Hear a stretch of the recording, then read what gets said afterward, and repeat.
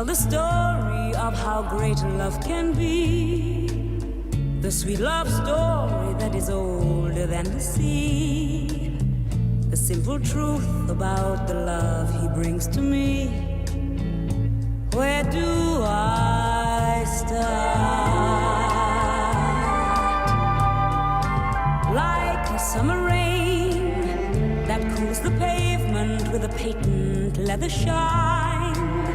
He came into my life and made the living fine, and gave a meaning to this empty world of mine. He fills my heart. He fills my heart with very special things, with angel songs, with wild imaginings. He fills my soul with so much love that anywhere I go, I'm never lonely with him along. Who could be lonely? I reach for his hand, it's always there. How long does it last? Can love be measured by the hours in a day? I have no answers now, but this much I can say. I'm going to need him till the stars all burn away, and he'll be there. He fills my heart with very special things, with angel songs, with wild imaginings. He fills my soul with so much love that anywhere I go, I'm never lonely with him along. Who could be lonely? I reach for his hand, it's always there. How long does it last? Can love be measured by the hours in a day? I have no answers now, but this much I can say. I'm going to need him till the stars all burn away, and he'll be there.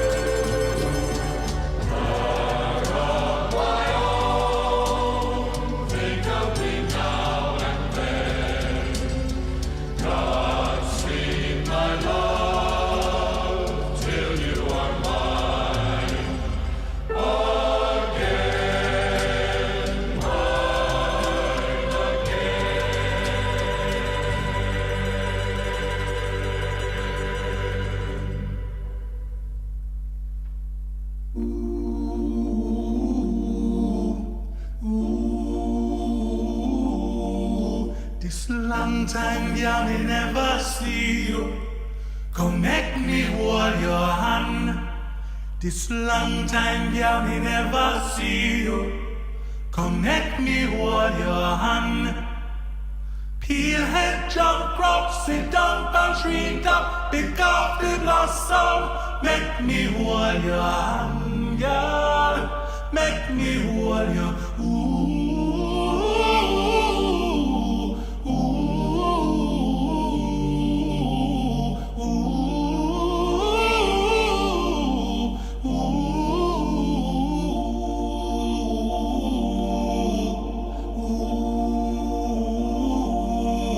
This long time, yeah, me never see you. Come make we walk and talk. This long time, yeah, me never see you. Come make we walk and talk. Oh, peel head, jump round, sit down, my tree top, pick up the blossom. Make we walk and talk, yeah. Make we walk and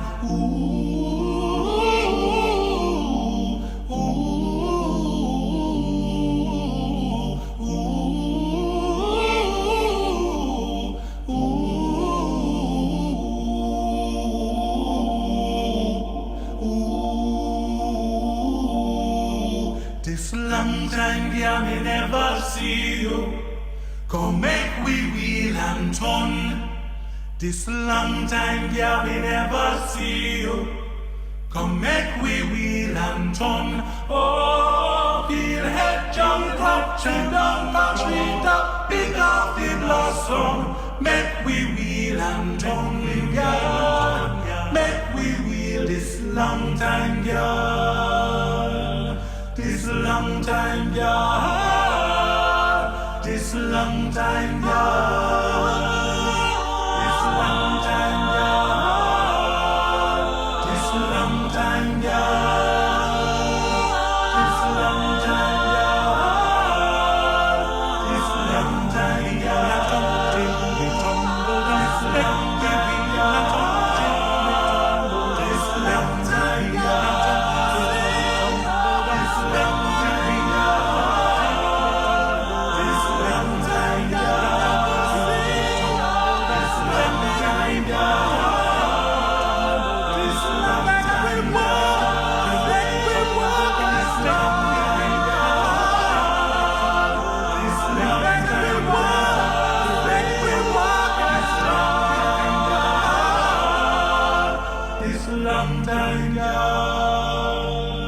This long time, yeah.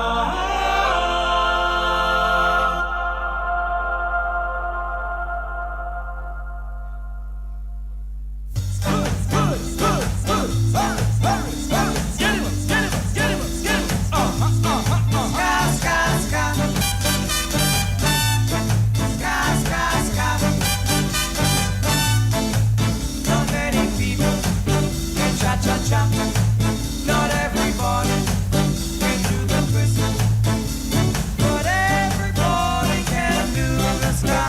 It's a new dance you can't resist. Ska, ska, ska. Jamaica ska. Now everybody can do the ska. It's a new dance that goes like this now. Bow your head. Swing your arms, shake your hip. Now, do a dip. Ska, ska, ska. Jamaica ska. Ska, ska, ska. Do the ska.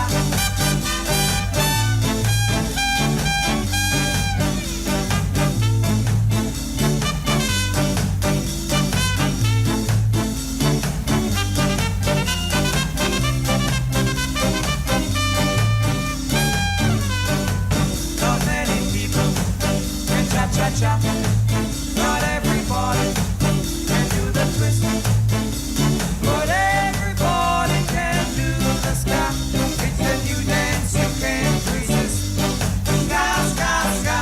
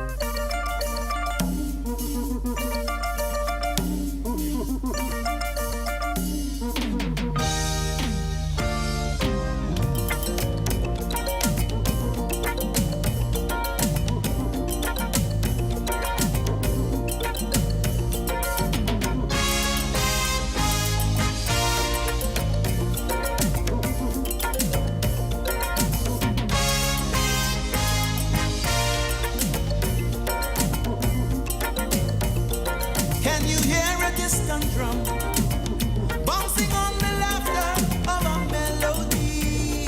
Yeah, yeah. And does the rhythm tell you come, come, come, come? Does your spirit do a dance to this symphony? Yeah, yeah. Does it tell you that your heart is a fire? Oh yeah. And does it tell you that your pain is a liar? Oh yeah. Does it wash away all your unlovely? Well, are you ready for a brand new discovery? Calypso, Calypso, Calypso music. Yeah, yeah. Calypso, Calypso, Calypso music. Singing, oh yeah, oh yeah, oh yeah, Calypso. Singing, oh yeah, oh yeah, oh yeah, Calypso. I say that I am the seed of the growling tiger now. I got to sing, oh yeah, oh yeah, oh yeah, Calypso.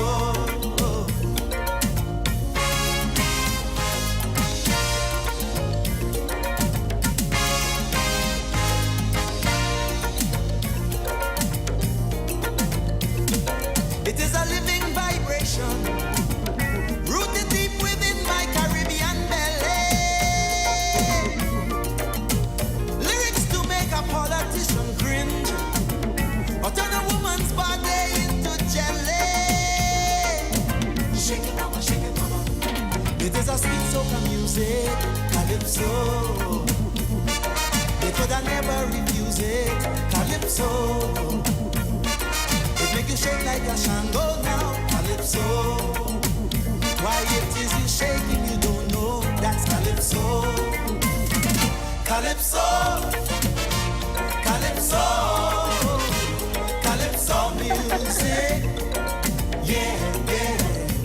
Calypso, Calypso, Calypso music.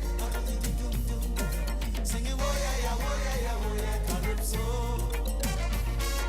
Singing, oh yeah, Calypso.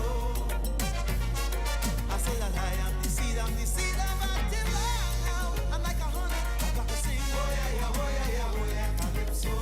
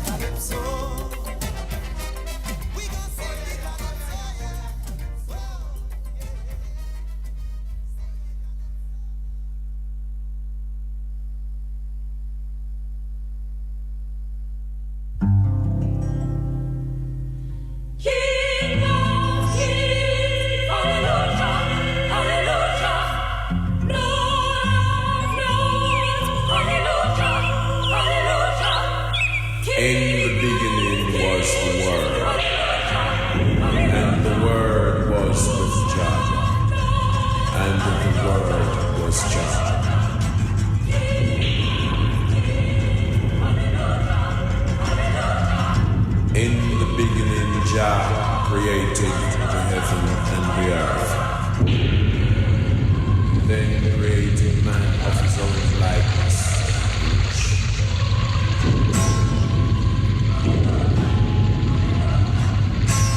gave unto man wisdom, knowledge, understanding.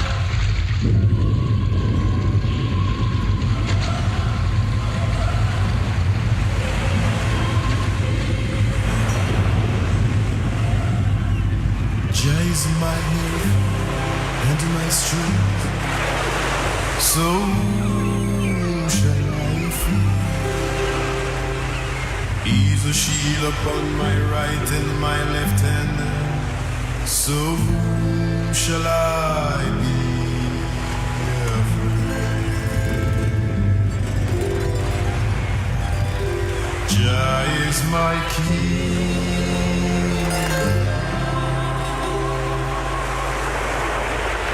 Jah is my light and my salvation, so whom shall I fear? He's my guide throughout this creation, so whom shall I be afraid? Jah is my king.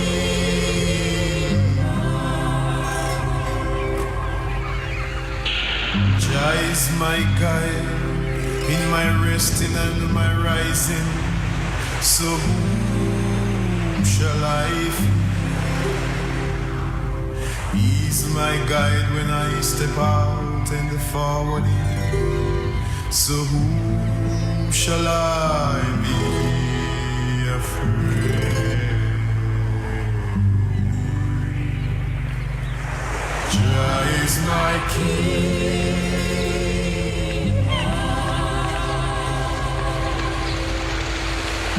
Jah is my guide when the Philistines come down upon us, so whom shall I fear?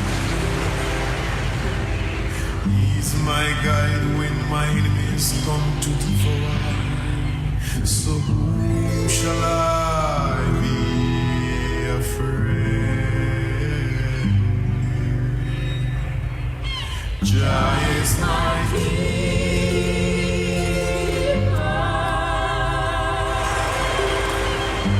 Jah is my guide from the pestilence of darkness, so whom shall I fear? He's my guide from the vampire of hell, so whom shall I be afraid?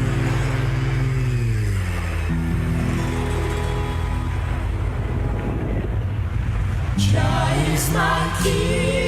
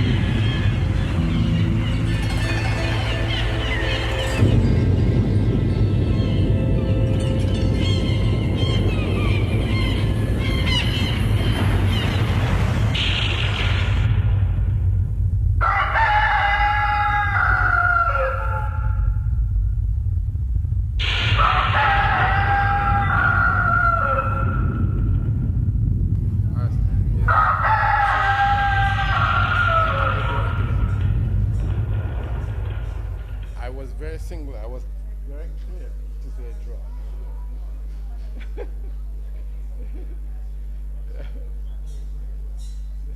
Yes, sir. Because, but if you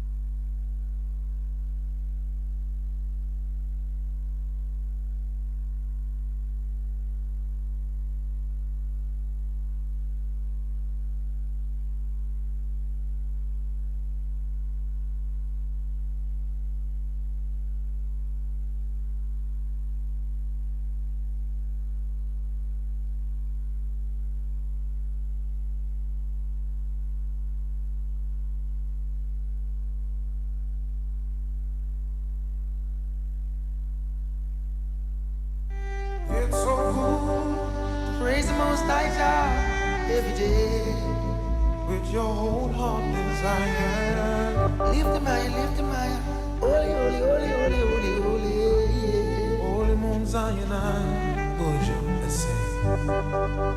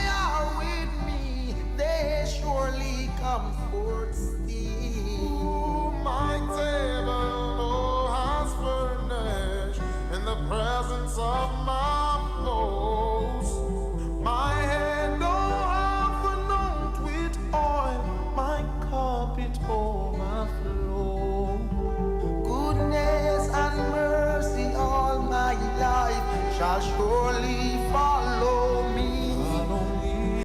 In just house or I my dwelling place must be. Goodness and mercy.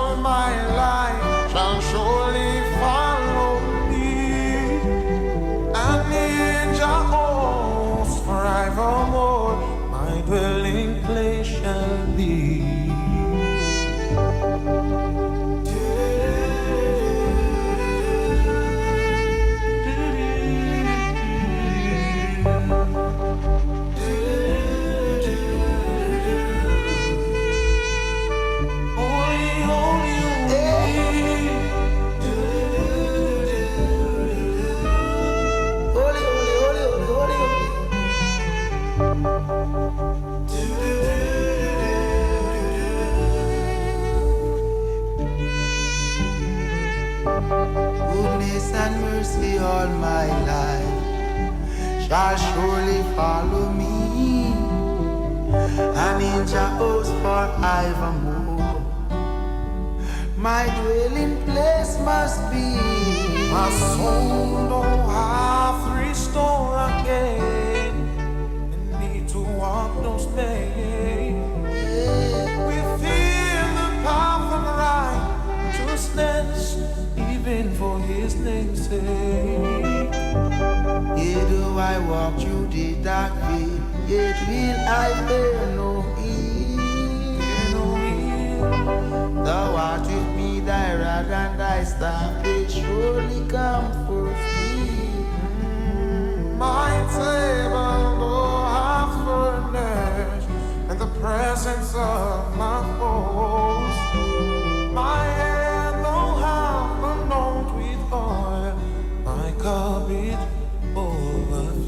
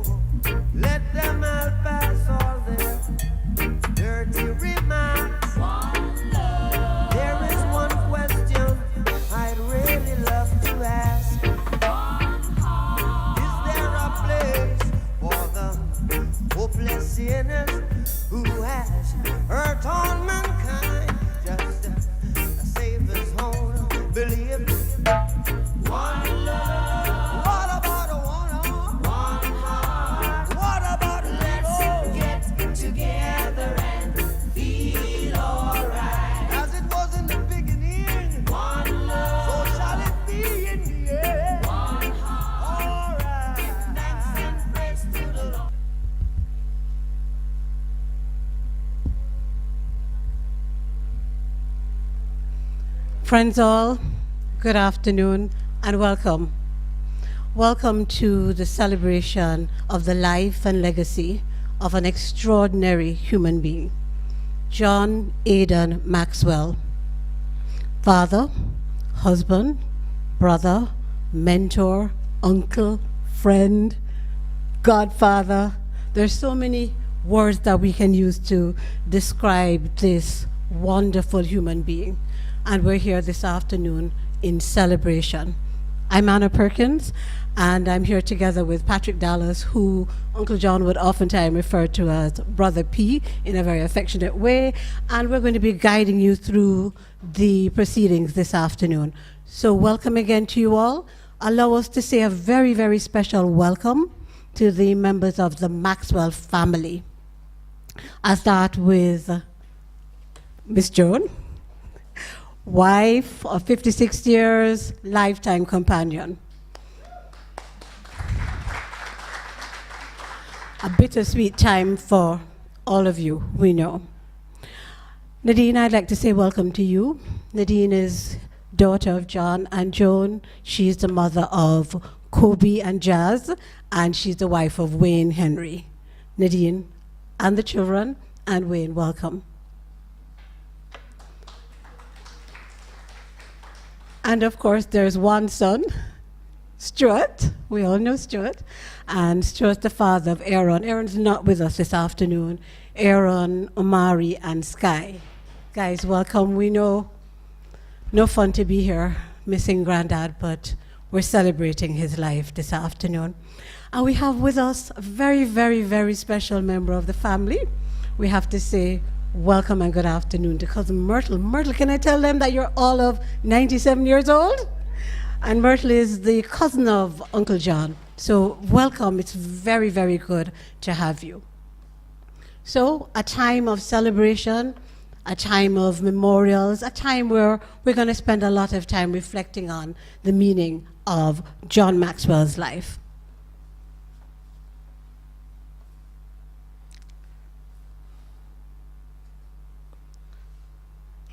Thank you, Anna.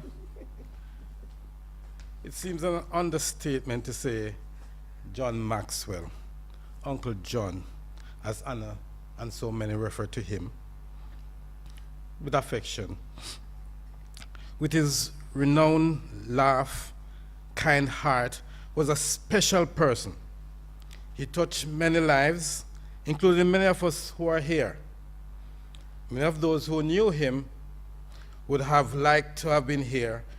We acknowledge those joining on live stream from all over the world. For Uncle John, a man for all seasons, was indeed very much a global man.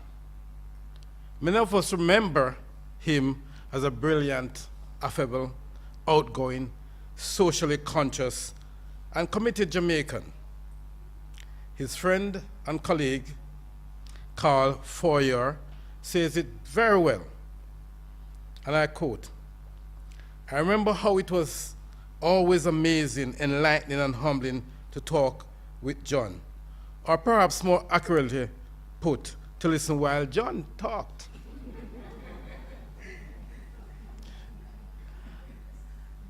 Amazing because his memory for detail, both of events long ago and those more recent, even at the end of his life, was one of the sharpest I have known. Enlightening because his knowledge of Jamaica and the world was so voluminous and readily shared. Whenever we talk, he became my Jamaican newspaper of events and history. Humbling because he knew so much about my own country, the USA, where he had lived and traveled widely, and perhaps wildly too.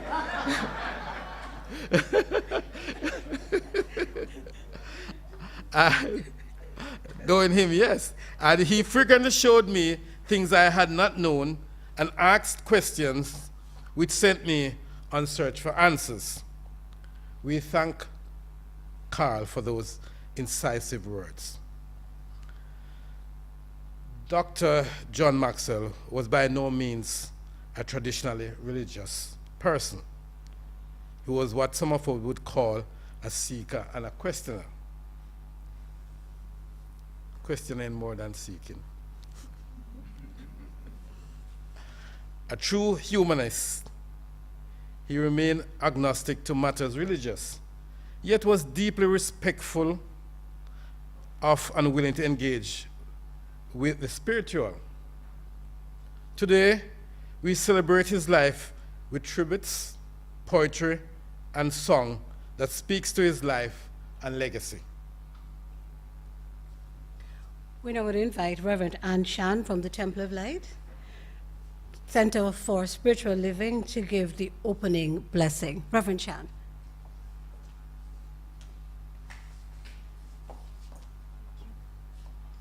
Good afternoon, everyone. I'm here on behalf also of our community, of which June and her family have been a part for quite a number of years. I voice the love, the support, the respect for Dr. Maxwell as I bless this proceeding, this event that celebrates his life, his work, his ideas, that has changed and will continue to change the lives of generations to come. We acknowledge that presence of love in our midst, that presence that brought forth John Aidan Maxwell, that presence now that is indeed revealing itself in every heart in this room.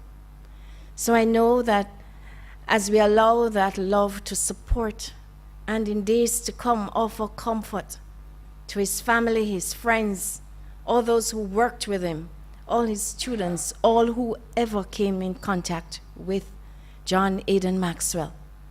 I know that it's that celebration of who he was, what he stood for, that will continue to live in our thoughts and indeed our actions. So we give thanks as we bless this proceeding this evening, as we share in memories, as we share in concepts, and just know that this is what he stood for will continue to be part of our existence.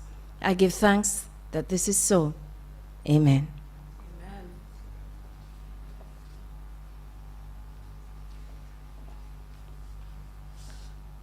Thanks, Reverend Ann Shand.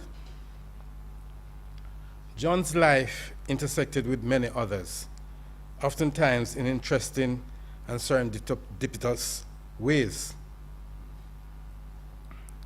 sometimes colliding. As we celebrate John, many persons wanted to give tribute about his impact on their lives. Today, we will hear from several of those persons and the groups that they represent. And to begin, we will now hear from someone close to home. Daughter Nadine Maxwell will now say some words on behalf of his children.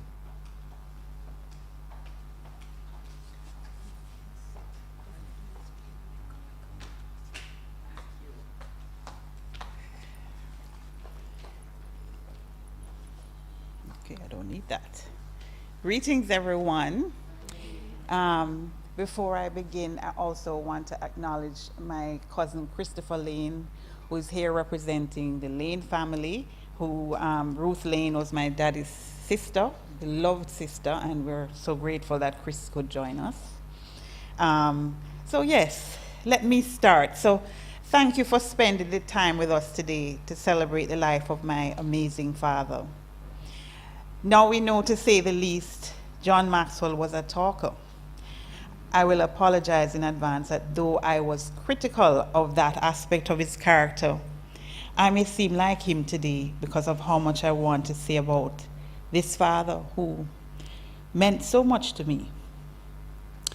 I'll make fun of his talkative nature when I say that living overseas all these years, I had several phone marathon with Dad, and I could have cleaned my house, gone to the supermarket and back, and Daddy would still be talking and probably not realize that I did that. I didn't do that, but anyway. So yes, you know, I would also peek into his lectures while he was at UA, and at home later that night say, Daddy, you really think they're listening to all of that long talking? And he would be enraged and say, of course they are. I was discussing the vital theory of this, that. So students, past students who might be here, I feel you. But in reflection, I realized that apart from just loving to talk, Dad was passionate about many causes and topics, and so spoke of them in great depth. And I want to use a few stories today to describe only a few of his passions. The first one is his passion for family. It was incredibly evident that he had a profound love and respect for our mother, Joan. He was her friend, her protector, her cheerleader. He loved his wife as husbands should. Brother John loved his dear sister Ruth, with whom he occasionally enjoyed some scandalous laughter and toasting with a little glass of rum. He was also close to his brother Peter, and they could often be heard poking fun at each other. Though he and his dad, the archdeacon, had conflicts around religious convictions, he adored his dad, Eric, and mom, Nina. And after grandma passed and grandpa remarried, dad was very supportive of his stepmother, Amy. His nephews, Ruth's sons, I just mentioned Christopher and Andrew Lane, who lived in the US with their families, remained frequently in his thoughts after their family migrated to Jamaica. From Jamaica, sorry. Grandpa John also loved and cared for his 5 grandchildren, Omari, Aaron, Sky, Jazz, and Kobe, and had a sharp memory of their various activities and accomplishments. Daddy John was caring, loving, intuitive, dependable, and a fun-loving father. He was also stern and a disciplinarian when necessary. In our early childhood days, living on the UA campus, I had been naughty one night and my mother said those famous words, "You wait till your father get home." I hid up in a tree, but after waiting there until Daddy came home, maybe an hour later, he came and sat under the tree, laughing at me, knowing that sitting up in that tree with the ants all that time was enough for me to learn my lessons. So an intuitive dad knew just when to call or question any of us about things going on in our lives. Be a listening ear, tell us sometimes the things we didn't want to hear about ourselves.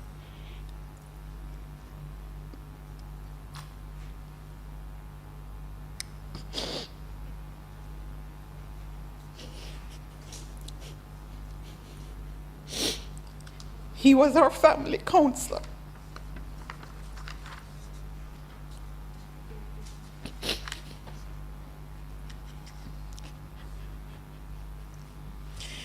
Cool Daddy John was one who occasionally took my brother and I out of school on Friday to create a long weekend to take the family to explore some unbeaten path of Jamaica.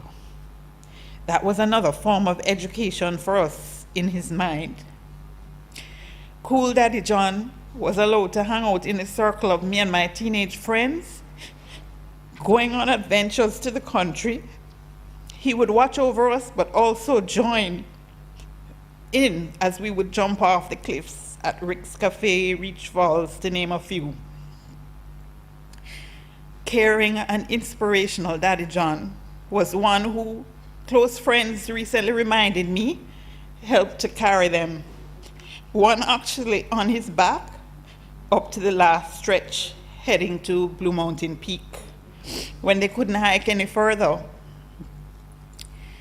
Cool Daddy John would be seen as I walked out of a gate of a house party, expecting for him to pick me up, only to find him talking and laughing with my teenage peers, learning from them about what we call back then profiling or posing off. Guess the social scientist in him. Daddy is reminding us, love and support each other, be adventurous, have fun, and of course, behave yourself. The passion for his life's work. While I'm aware that Boys Town and UWI were a major part of Dad's career, and that he treasured both work experiences, I will focus on his time at UWI, as I was not yet born in the days of Boys Town, and I know there will be others speaking about Boys Town later. I will admit that I was grateful that our family was offered this venue for Dad's celebration. My initial thought, though, was that it seemed kind of formal, a formal ambience more than what I was hoping for. But then I quickly remembered it's not about me. And Dr. Maxwell would have loved this venue, podium and all, as it was symbolic of his life's work at a place that I think my mother would admit was the other presence in their marriage, University of the West Indies. Daddy loved him some UWI. Daddy's work colleagues and students at UWI were so important to him that he struggled with letting go when it was time to leave. After retiring, he literally went to conferences in his wheelchair, had falls there, but it meant so much for him to go. In one of my visits with him this year, if you can imagine this image, a retired professor of many years, hands shaking, voice feeble, one lifeless leg, wheelchair bound and blind except for the corner of his eye, asking me to help him find on our home computer a letter of recommendation he had composed for a student some years ago. He wanted to send this to the Faculty of Social Sciences upon learning that she was receiving an award. We spent forever at the computer and he wouldn't give up until we found it and sent it. While we should all seek to achieve work-life balance, and we know that we need to learn to let go, which Daddy struggled with, we could say that Dad's depth of connection with UWI reminds us about dedication and commitment to one's life's work, supporting and upholding the success of his dear colleagues and students. Just two more passions I'll talk about. Passion for Jamaica. I've never met anyone who demonstrated his love for Jamaica like Daddy. He was a walking encyclopedia about the history and current events of Jamaica and knew every nook and cranny of the island, both explored and unexplored. As a little girl, I'd accompany him to show the island to family, friends, or colleagues from other countries. And up until I turned 50 and learned about brain fog, I could probably recite the details of the entire Morant Bay Rebellion after listening to Dad almost reenact it to these dear tourists when we got to the square in St. Thomas. When he became disabled and minimally physically functional, he listened to every local radio show and the news and was always distraught of things affecting our island people, especially horrific murders and child abuse. On a more uplifting note, when Dad was declining significantly over the past few weeks and lost his ability to speak apart from a few words, when I asked him, you know that Sharika won the 200 and Shelley and the 100, he gathered the strength to say with vigor, yeah man, and a really strong, wonderful. There was no one prouder of our Jamaican athletes than John Maxwell. He would be seen rolling himself in his wheelchair so he could get directly under the TV, look through the corner of his eye to watch sports. So we hear you on that one to Daddy. Remember to love up and big up our beautiful island, Jamaica. The last one I'm talking about is his passion for social justice and humanitarianism. To say the least, Dad was a social justice warrior. What set his social awareness, justice awareness apart was that it led him to have a level of empathy that impelled him to act. Dad seethed at all forms of social inequities. Racial and social class prejudice were amongst those he discussed. His most common reaction upon hearing of some inequity, anybody who know him, was damn nonsense. Upon driving with Dad up to UWI one day, something happened that I have never spoken of, probably due to not having words for it. Dad stopped along the road where an old homeless man lay howling in pain. Dad lifted the man into our car and took him up to UE Hospital with us. Though, as was said earlier, my dad identified as a humanist or agnostic, this led, and that led he and I to have many a heated argument. As I continue my quest to lead a Christian life, can I say that I've ever helped my fellow brother in the world that way? No, unfortunately, no. And so I feel like Daddy, though he didn't identify as Christian, taught me about areas of growth for myself in my efforts towards a Christian walk. Daddy was serious about teaching my brother and I about social awareness and empathy regarding experiences we observed in the world. He often reminded us of our privilege when driving us to school, insisting that we look outside at the school children who have to walk to school. Soon after that, he could easily drop us to school at Mona Prep on his way to UE, but he started to make us walk. This was an uncommon practice of prep school children back then, and though we were offered rides from other families at times, we learned how to navigate our safety on a busy main road, amongst other useful life skills. Prep school was also only an opportunity for us because our mother made it possible.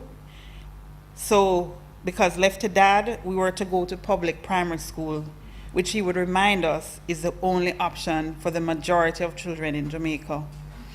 In my high school days at St. Andrew, don't know if I have any St. Andrew girls here, unlike my brother who went to JC in our backyard, I had a little trek. And my mother, who worked at St. Hugh's, took me daily. Who do you think made me start taking the bus? So I learned what it is to stand up and wait at the bus in the hot sun, hustle to get on it amongst crowds of people when there was standing room only, lean to the right when the bus turns right due to it being overcrowded, move to the beat of the blasting dance hall while you're leaning, small up myself in the bus, and get up and give the baby mother a seat if I was fortunate enough to get one. We get it, Daddy. Walk a day in the shoes of others. Understand your privilege. Learn to live as one with the experiences of your fellow brothers and sisters, and then figure out what you can do with what you have learned. Last story. Maybe a heavy way to end, but Daddy was physically heavy and just profound in many ways. The story is an example of his effort to protect the safety of women and to literally fight against the sexual assault of women. We would often be told that our house was the only house on Hope Boulevard, with the grill open, lights on until late at night. Inside the house would be a UE professor sitting working late with his back to the open front door grill. The rest of the family asleep, but there was another reason why Daddy was doing that, why he would stay up late. He unfortunately had developed the habit of hearing the screams of women who would be walking home past the entrance of a gully off our main road. Those screams woke many in the neighborhood. Dad would be incensed. Once again, as a man whose empathy impelled him to act, I witnessed him multiple times walk swiftly out of the gate with a machete in his hand. Sometime later, walk back to the house with a woman, sadly one after the other over time, crying and bloody from the assault. Once she was in the safety of our home with my mother helping to attend to her, Dad returned to the gully alone with a machete, and over time helped and followed up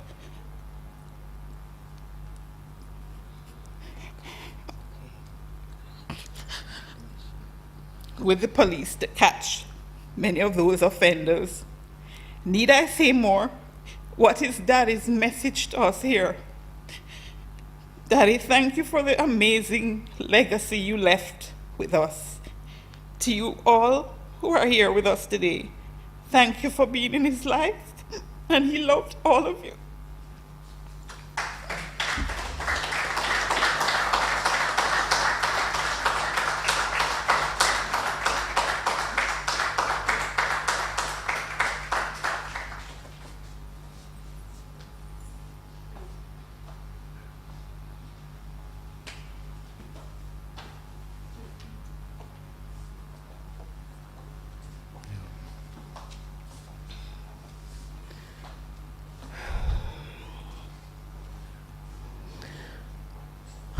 Thank you, Nadine. We can't tell you how much so many of us were moved by the stories that you told, the life lessons that cool Daddy John left with you and left with many of us. And as a woman, I celebrate his courage and his bravery for working so hard to make so many of us safe. Thank you very much.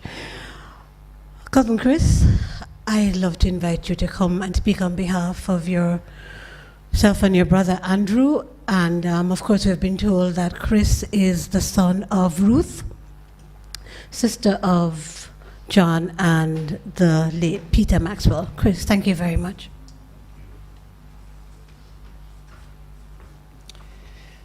I'm Chris Lane, like you said, John's nephew, son of his littlest sister, Ruthie. Since many a story and chronology of John's family and professional life will follow, my brother and I just have a couple little personal tales that I want to share with everybody. While I only lived in Jamaica for 13 years, I truly remember and enjoyed very much the numerous extended family vacations that we had. Outings to Castleton, Runaway Bay, Newcastle, Hollywood, or Hollywell, sorry. Uncle John was often the organizer of afternoon hikes and palm frond slides down, or races down the hill slide, but he was usually the instigator for pool chicken fights and beach wrestling matches. The Scrabble games between John, brother Peter, my dad Aidan, and Grandpa Max were legendary, and I'm not sure I've ever seen some of those words again in my life. The proof of the existence of the word always took longer than playing the letters themselves. And the food sessions we would have were outstanding. The extended Maxwell family has a saying called family hold back, which, when hosting parties, to ensure all guests got fed first and there was enough food to go around. Within the family, we took it one step further and we put John at the back because that man could nyam. John, Peter, and Aidan would have competitions to see who could get a good-sized portion of every dish on the table on their plate and see who has the highest mound. After it was time to pull up and the avocado, pear, and breadfruit haven't been consumed, there were usually other competitions to follow where auditory and olfactory senses were tested. Big Brother John, as my mom would call him, had a history of owning some very small cars that required him to be a contortionist to get his 6'3" frame in and out of those. Two of those I remember were a VW Bug, not the van, but the Bug, and a Mitsubishi minivan, which we lovingly named the Toaster. Emphasis on the word mini in minivan. It was not the 4-slice one, but a 2-slice toaster. We were told about this one as it happened long before our time. John had to wear glasses from an early age, and when he got involved in boxing, which was potentially before contact lenses were popular, he was a blind bear in the ring. He would feel for his opponent with his right hand and use his left hand as his weapon. A statement from John one time, "But I see 3 of him," was answered with a, "Well, lick them all." This obviously was very successful, as John was captain of the Jamaica College boxing team in 1952, and as feared by his mother, he did not actually kill anyone in the ring. Uncle John's passing brings the end of an era for our wonderful direct Maxwell generation. He, along with Ruth and Peter, will be missed and always fondly remembered. Tonight at 6 p.m., as he would do whenever he was with my mother, raise a glass with a J's to John.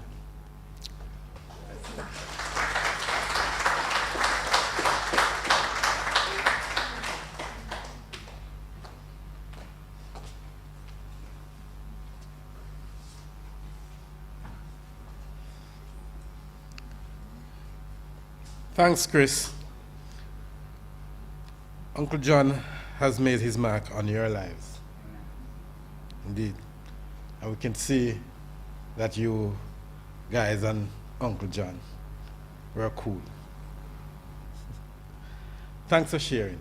Omari Maxwell, you're next up to share on behalf of the grandchildren.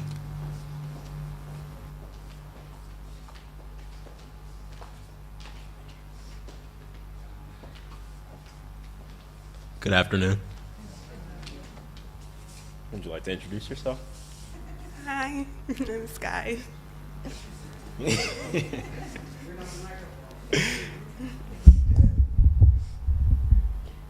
Testing? Cool. Okay, so I'll be speaking on behalf of the grandchildren, and this lovely lady here is my emotional support buddy. I'll be going through 3 speeches written by Jazz, Kobe, and myself. So we'll start with Kobe. Grandpa, ever since I was young, I remember the big smile that would come on my face every time I was able to see you. You always found a way to bring joy and conversation amongst the quiet room, and I admire that quality so much. There'll be some shared themes across these speeches. Being able to share a conversation with you has allowed me to realize the importance of education in life. I hope that one day I will be able to inspire someone as you have always inspired me in numerous ways. One of the most important inspirations I've gained from you is to always have a positive attitude in life. I remember all the long talks we would have on the patio, and I would always leave you with some new information or interesting perspective on situations. Little things in life constantly remind me of the impact you have in my life, such as when my peers can't finish their food, so they immediately hand it to me. I always smile and know that you would be proud of me. I carry your beautiful spirit with me every day and know I will always have someone to talk to if I ever feel lonely in life. I love you, Grandpa. Now to Jazz. Grandpa, for as long as I could remember, you were in a wheelchair. Yet, you always seemed so tall to me. As a young kid, I could count on you to finish my leftovers so that I could leave the table. Watch the soccer games when you would visit. Drive me around on your electric wheelchair. You were a proper academic that would hold me in a confusing discussion about the socio-political climate of Jamaica that would always go way over my head. I thought I would never be able to reach this level of discourse and ran away from our conversations. However, the physical and mental Maxwell genes were bound to kick in sooner or later.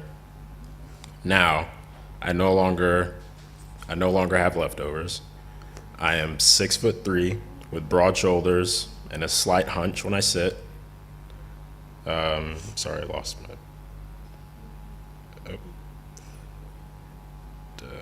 Yes.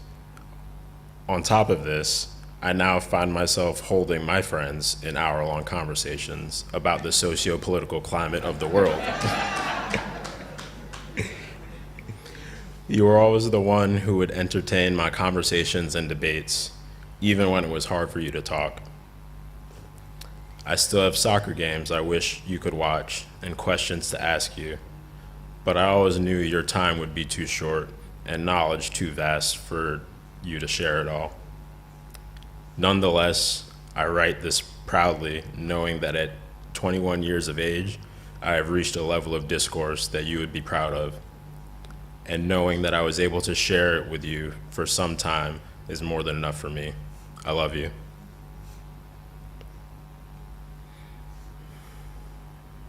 Okay. Now this is me talking. On behalf of the grandchildren, Sky and I, we're the bookends, and the other three would fit somewhere in between us.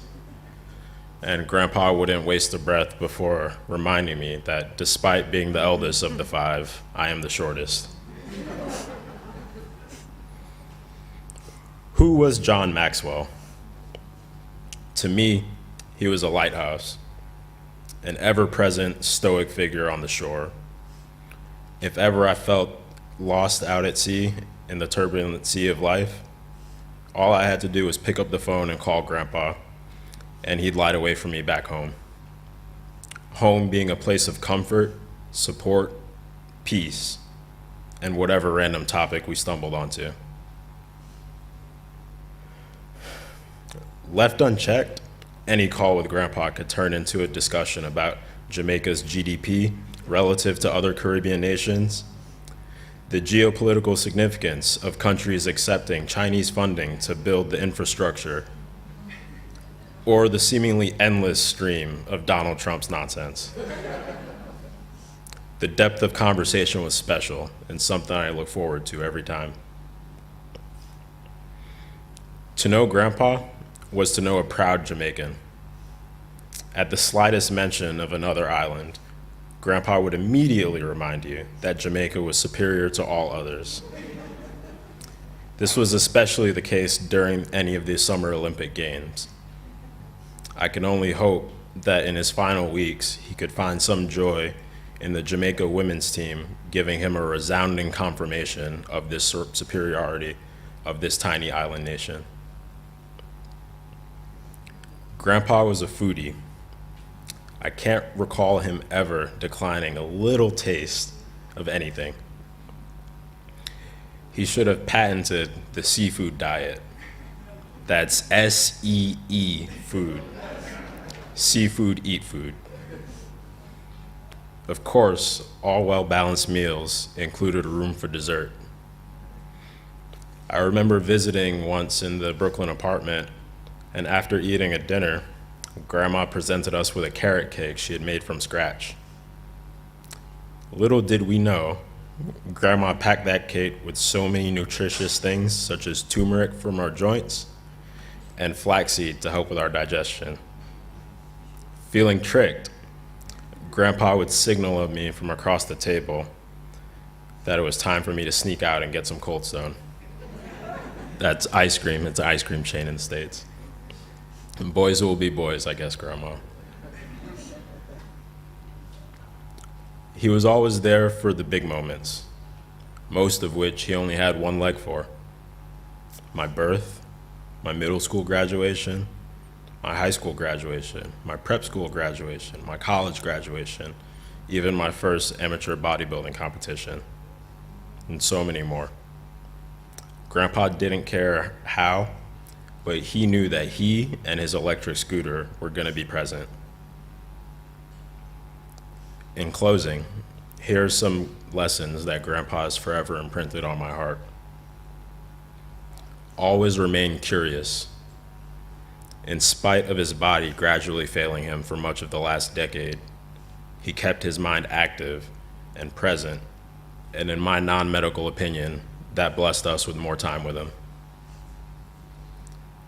Continue to pursue the sweet tastes in life and what it has to offer, be it edible or a lived experience. You won't regret it. The importance of showing up for what and who you care about. Try not to sweat the how of the situation.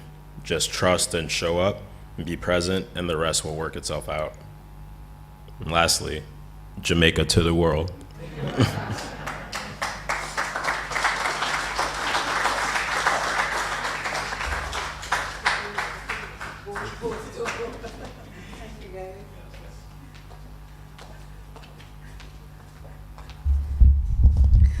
Thank you, Amari, Sky, Aaron, Jazz, Kobe. We know you all miss Grandpa and how deeply you loved him.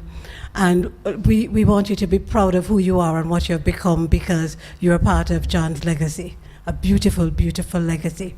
And I have to jump in, Mummy John, about this Love Jamaica thing. Should we remind everybody that when he was looking for his life partner, he went down to Barbados? You know it goes, so. All right, so I think we have another tribute, but we're going to read it, no? This will be a tribute from Loxley Edmondson, yeah? All right. I'm going to read the tribute from Professor Loxley Edmondson. He was not able to be present with us today, but we're saying hi to him as well, because we do believe he has joined us online, and it's a tribute on behalf of himself and his wife, Elizabeth.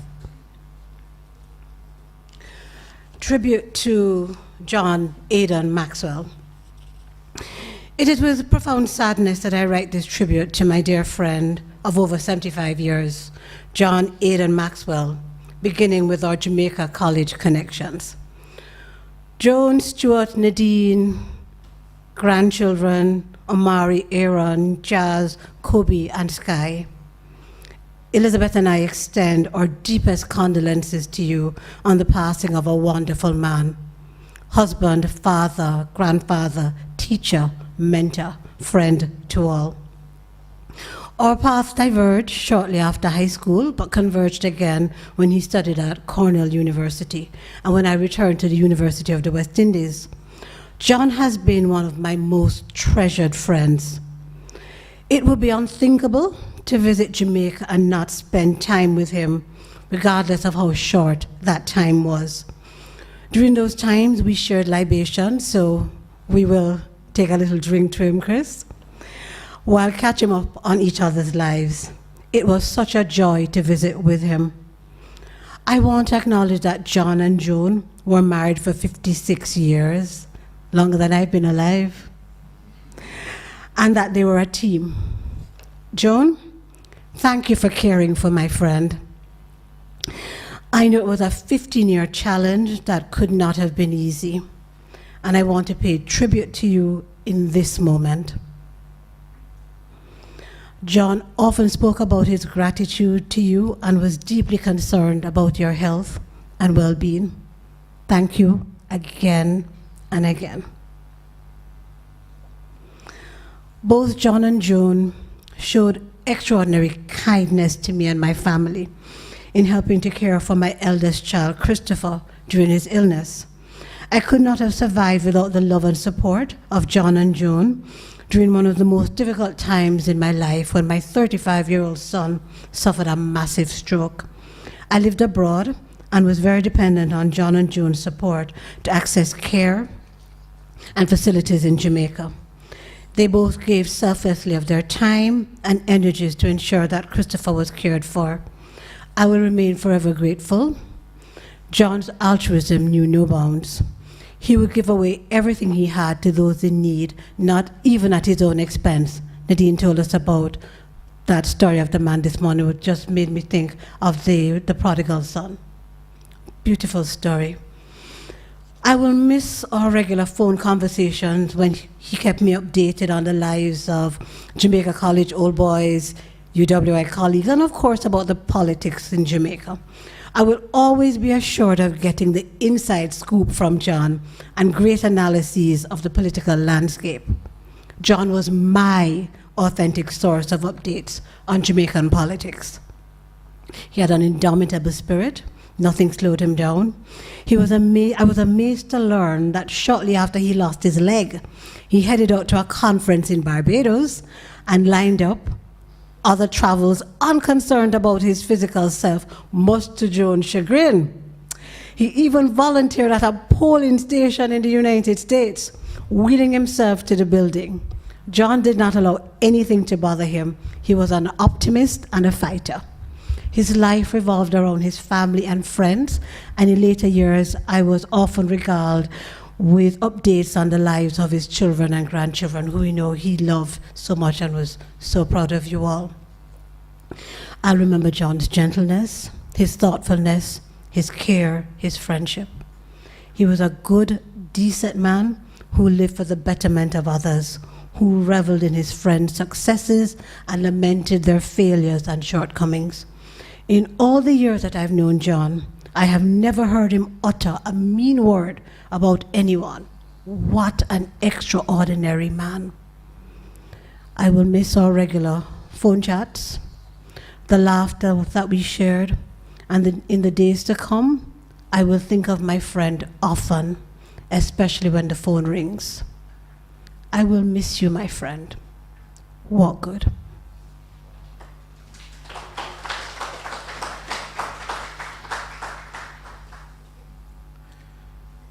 Thanks to Professor Edmondson, and thanks to Anna for doing such justice to his very lovely tribute.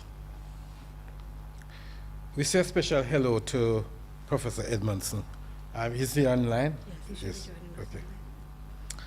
Now, Hanif Lala of the University Singers will now bring the first of two tributes in song to Dr. John Aidan Maxwell.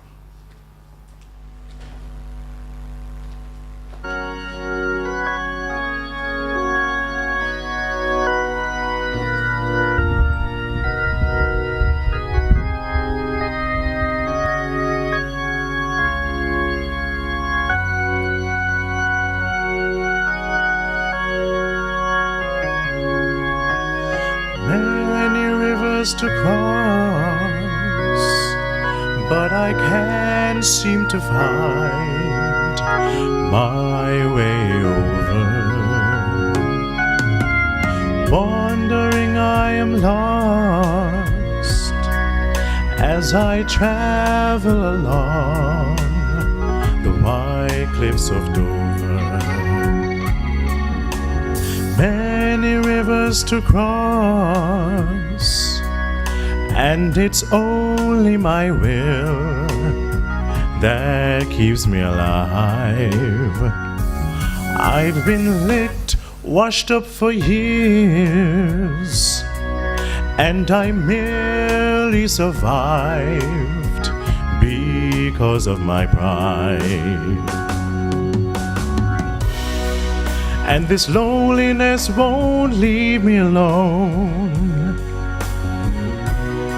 It's such a drag to be on my own.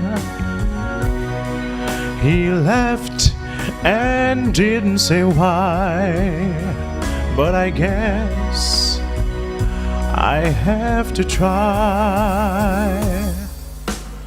Many rivers to cross, and it's only my will that keeps me alive.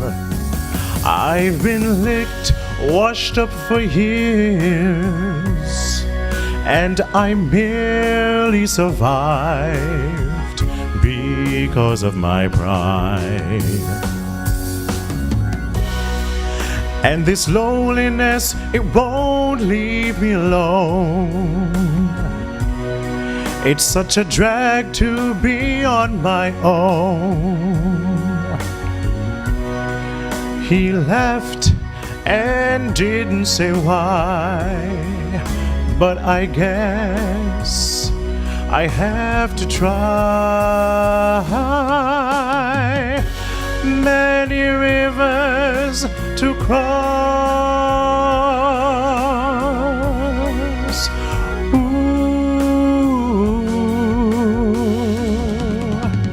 Many rivers to cross, and it's only my will that keeps me alive.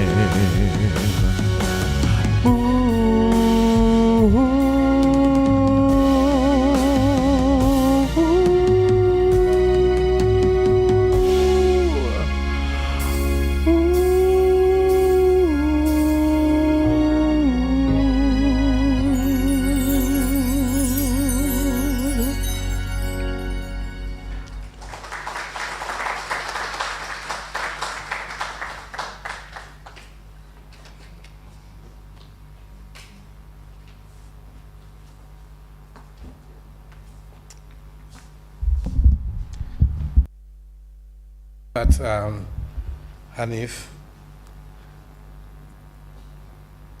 as you can imagine, many written tributes were shared with the family. Dr. Peter Ann Baker has opened a memorial book online. It's at qtheboard.com. She can provide further details later. Here's a brief one from Lenny Hutchman, one of the Ithaca crew. I can say that we have many memories of John. We didn't spend a lot of time together, but I have warm, fuzzy feelings when I think of him. John was a big, burly teddy bear with a wonderful chuckle. He was very warm and very generous. Do you remember that John let us use his car? He had a car when he was living in Ithaca. And when he was going back to Jamaica, he let us use it. I hope he lent it to us with the understanding that he'd never see it again, because he never did, as it was most definitely a junker. We call it the pumpkin car because it was orange and rusty. So rusty that the springs had come to get through the floor. Tim put a wooden board supposed to keep everybody from falling through. When we visited you and Robin in Jamaica, the first time we landed in Kingston and stayed with John and Joan for a night, Tim remembered the gusher. We'd never seen that kind of shower before. I remember the lion. They lived close enough to the zoo that I could hear the roaring lion at nights. Of course, no one told me I might hear sounds from the zoo. So I spent the night wondering what the hell was going on up there. What was I hearing? Thank you, Lenny. We recognize the man you describe. We now continue to share tributes to our beloved John Maxwell. The first of these will be on behalf of the University of the West Indies Mona campus. It is to be delivered by the Deputy Principal, Professor Ian Boxing. Prof?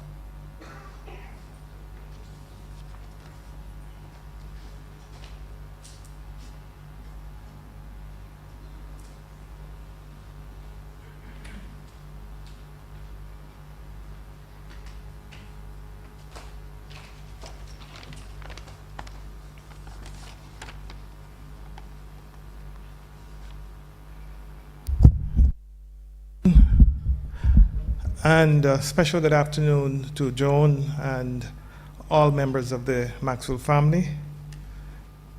I'm here to deliver a brief tribute to a friend and colleague of us all, the late John Maxwell.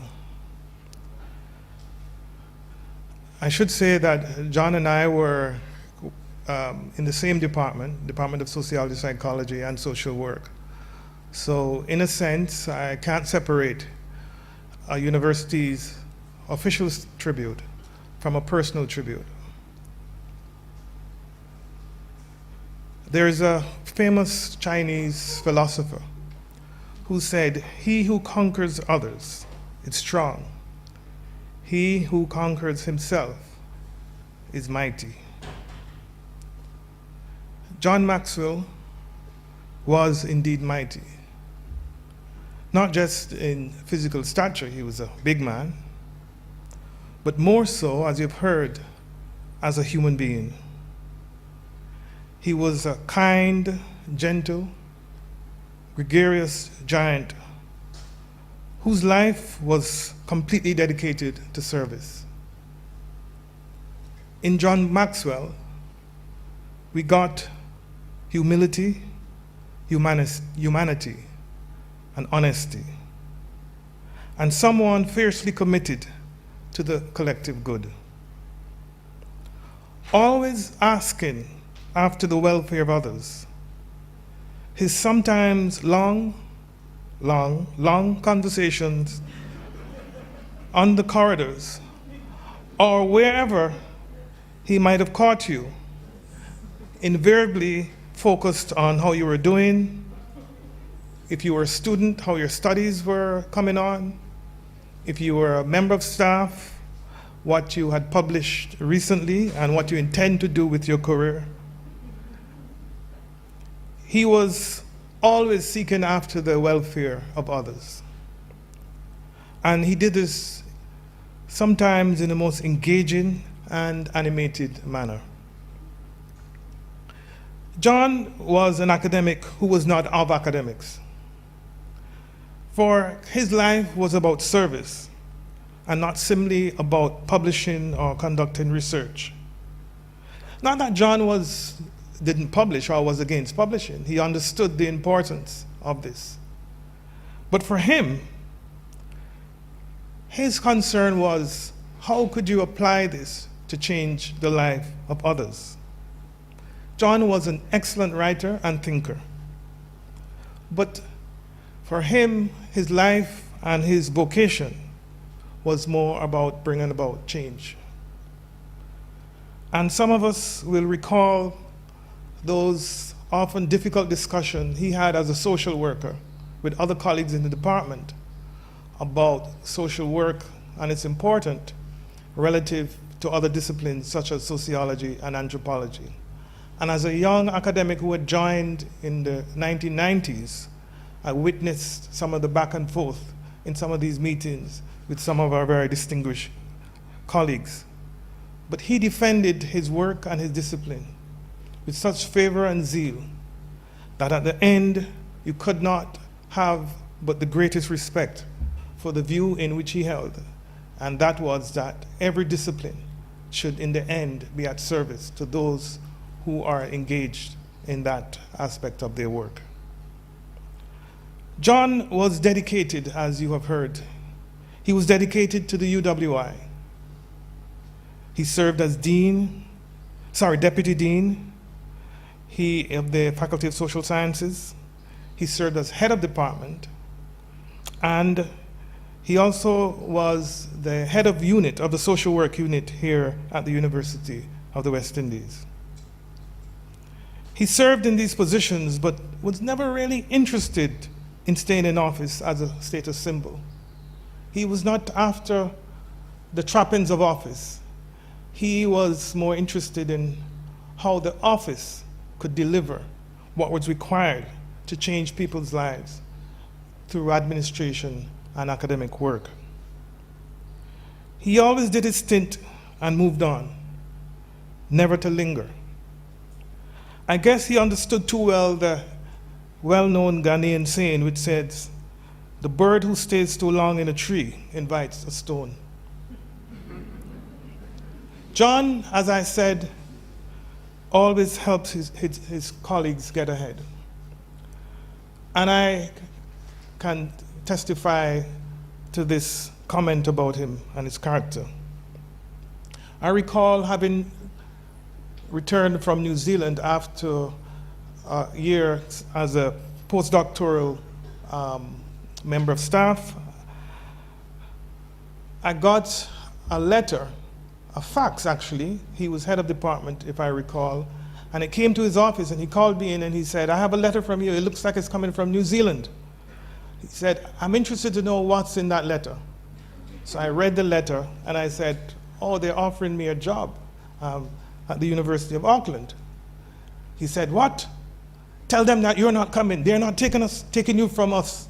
Tell them no, write them now and tell them you're not coming. You belong to us." And suffice it to say, that was the end of the story. John, I should say, subsequent to that, did everything in his power to help me through the early days of my career. He would call me into his office, and I remember once he called and he says, "Ian, I want to see your CV." And he looked and he said, "Is there a way I can get accelerated promotion for you?" And I said, "I really don't know." He said, "Well, I will take it to the committee and see." He was that type of person, always about helping, always caring for each and every colleague. And I'm sure every colleague that I'm looking for up at today who knows it, they're all doing so. Yes, same thing, because we've all had the same experience.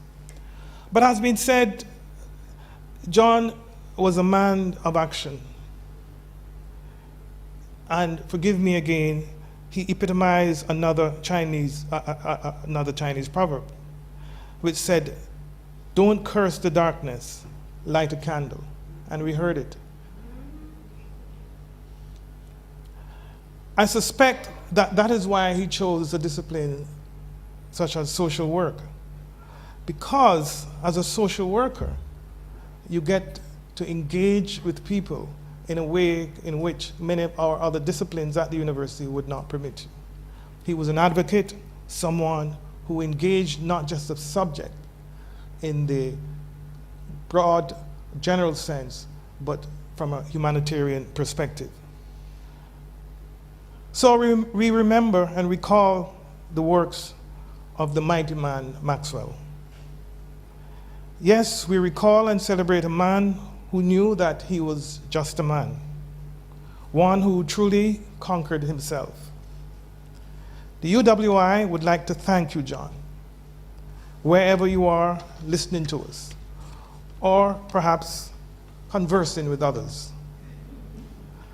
We thank you for your service, for the many lives that you've touched and changed. We give thanks to the ancestors for cheering you with us so that you could make our UWI, our country, our region, our world a better place. May your soul rest in peace.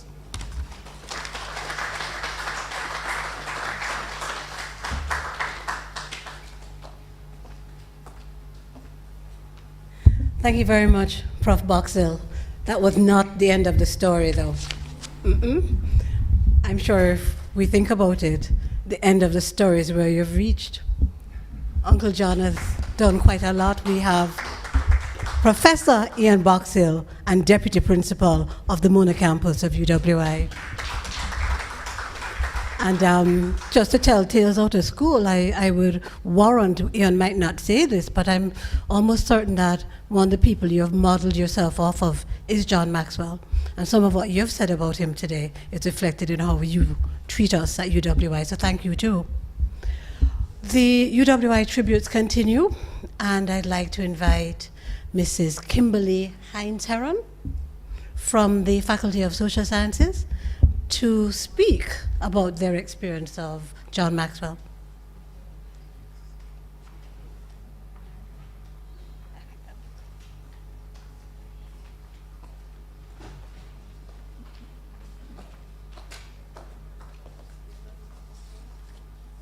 Greetings, everyone. Greetings. So I have been charged to bring. I apologize for interrupting.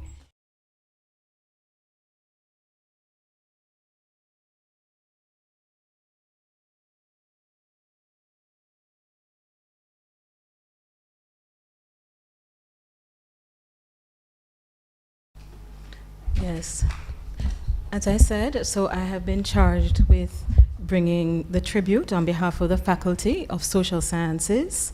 So I'll begin. So you'll hear from different persons throughout the faculty their remembrances of John. The Faculty of Social Sciences celebrates the life and work of Dr. John A. Maxwell away on August 1st, 2022. How do we express his incredible spirit of generosity and selflessness, his irrepressible personality, and his unwavering commitment to social work education and practice, and our faculty. Even the most magnificent of words will fall short in effectively paying tribute or precisely capturing our loss with John's transition. Albert Einstein noted that a man of value will give more than he receives. John was indeed a man of value.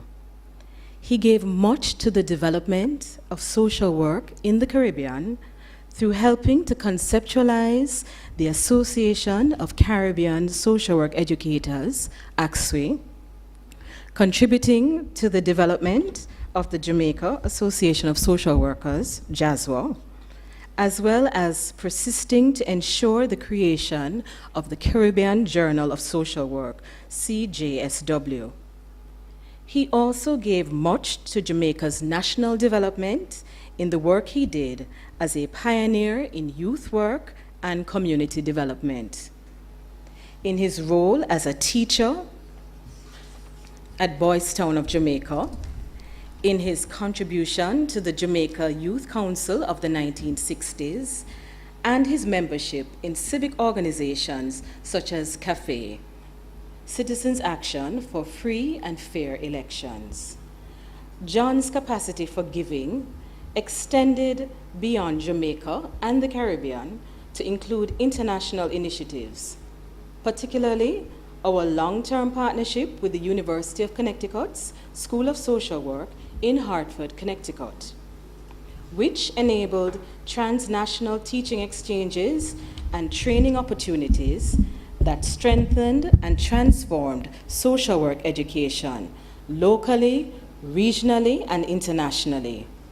In fact, John was presented with the Catherine Kendall Award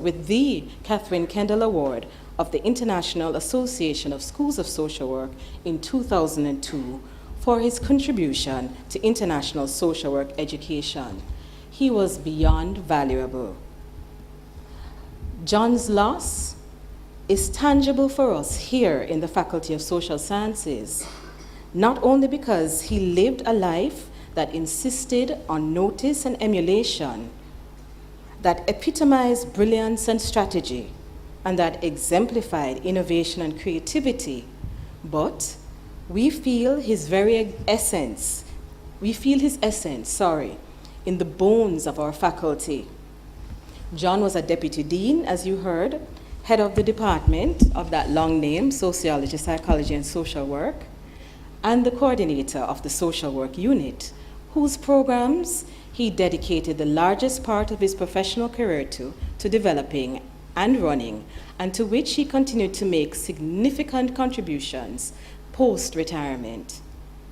John's student-centeredness defined his tenure as both deputy dean and HOD, and in retirement, he never missed the invitations to attend the student award ceremonies.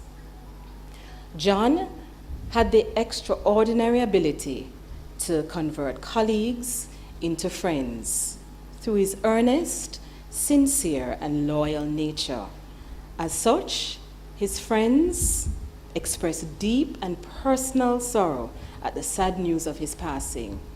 Herbert Gale, who is with us today, current head of the department, described John as a father figure, friend, and anchor. Gale stated, "He was always supportive of my work. He described himself as one of my biggest fans and read my works, as well as listened to all my radio programs. But I think of him as my sounding board. He would call after some programs and praise my impact or message, then make suggestions. They were always so valuable, and I anticipated the dialogue. We spoke last in May of this year about the state of the country, and I thought of bringing him on live radio one day.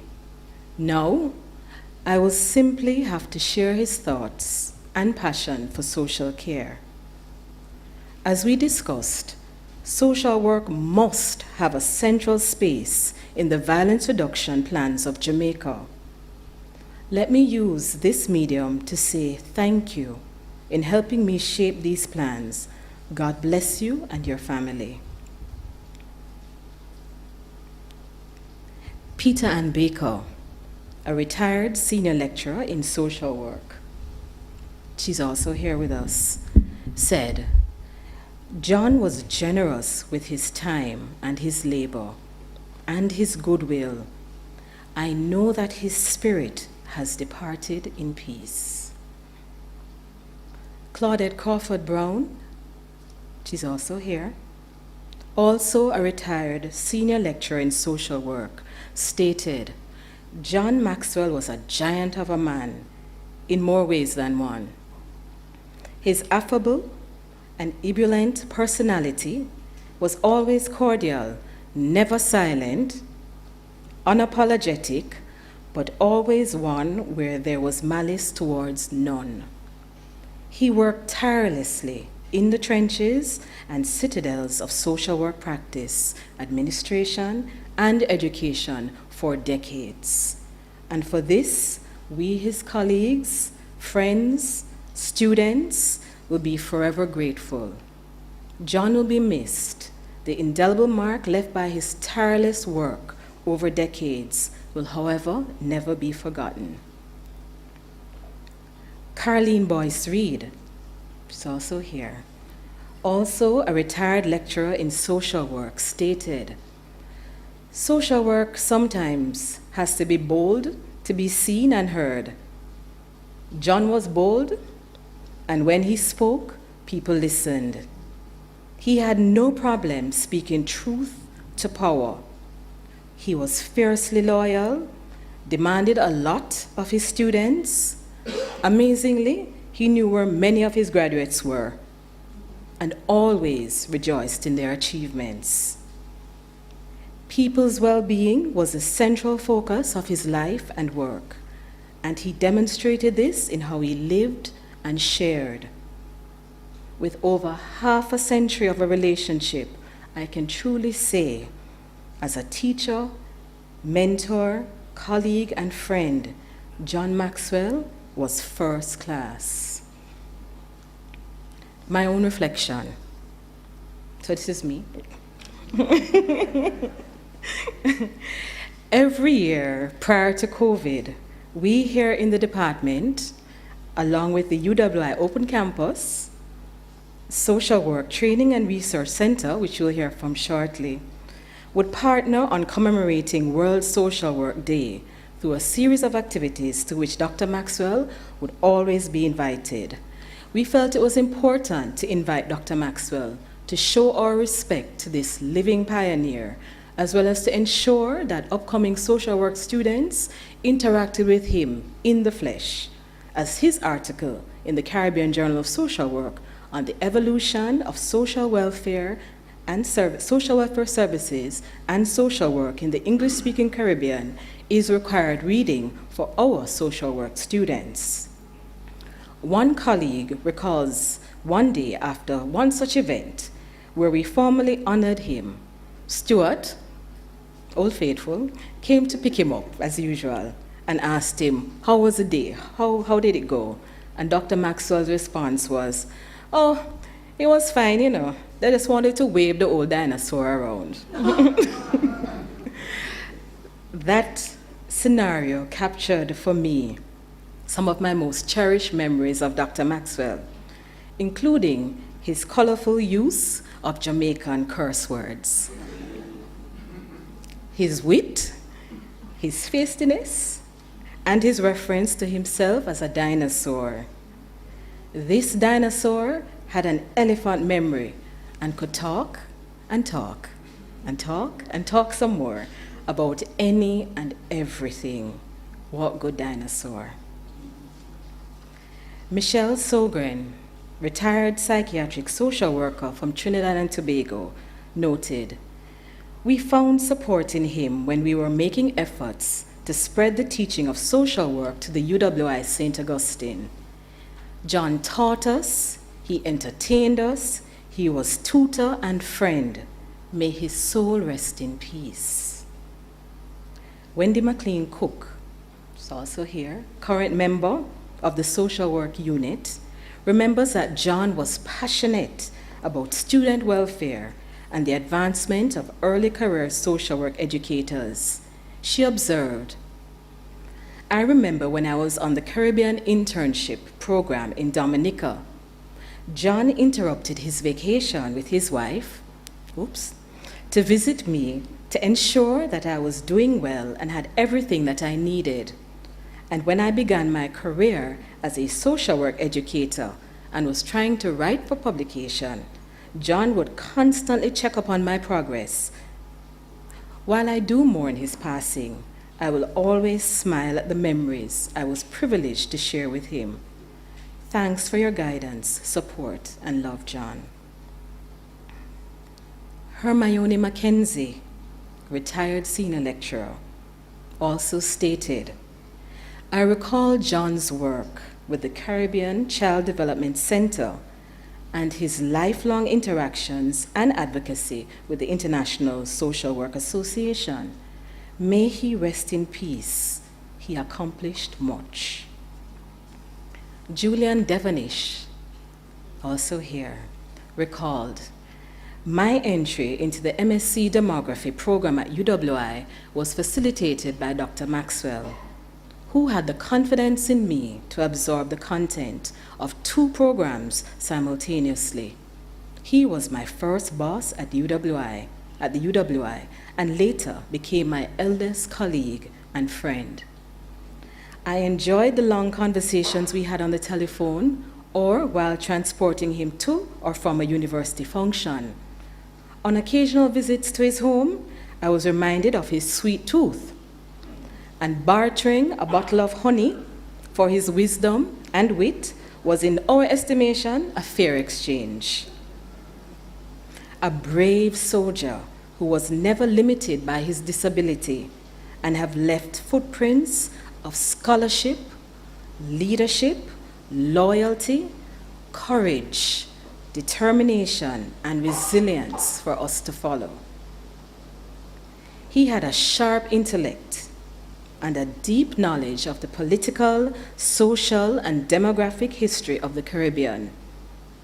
I can recall a telephone conversation with him on January 20th after the Barbadian elections the previous day. He not only congratulated me on the unity of the Barbadian people, exemplified by the comprehensive victory of the BLP and the Prime Minister, Mia Mottley, but also raised a question regarding the reported size of the electoral population, to which I concurred that an over-reporting seemed likely and worthy of further research. Dr. Maxwell, as you know, had a deep admiration for Barbadian ladies. And I often smiled when Joan affectionately called him John. He once told me that the secret to becoming a Barbadian Prime Minister was to marry a Jamaican woman. And I'm sure that John unselfishly shared that same secret with Professor Ian Boxhill. It is with deep sadness that I say farewell to Dr. John Maxwell, an astute administrator, a scholar, and a gentleman.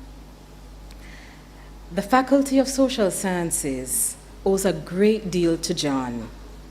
And even as we grieve for him, we will remember that it is indeed a privilege to have had his indelible imprints on our personal and professional lives. We extend our sincere condolences to Mrs. Maxwell, his children Stuart and Nadine, and the extended family. May his soul rest in peace. Thank you.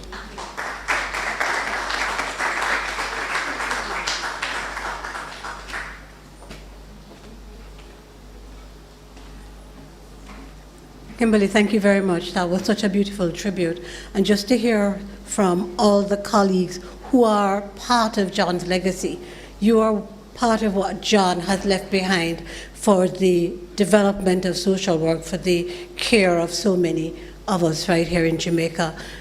Old dinosaur, gregarious giant, able to turn colleagues into friends. There's so many things to be said. Contortionist. Contortionist, even in the use of certain words. But always will be our Uncle John. So we thank him for the second of the UWI tributes, and we'll ask Dr. Sarita Buchanan to come forward and share the third and final of our UWI tributes to Dr. John Maxwell.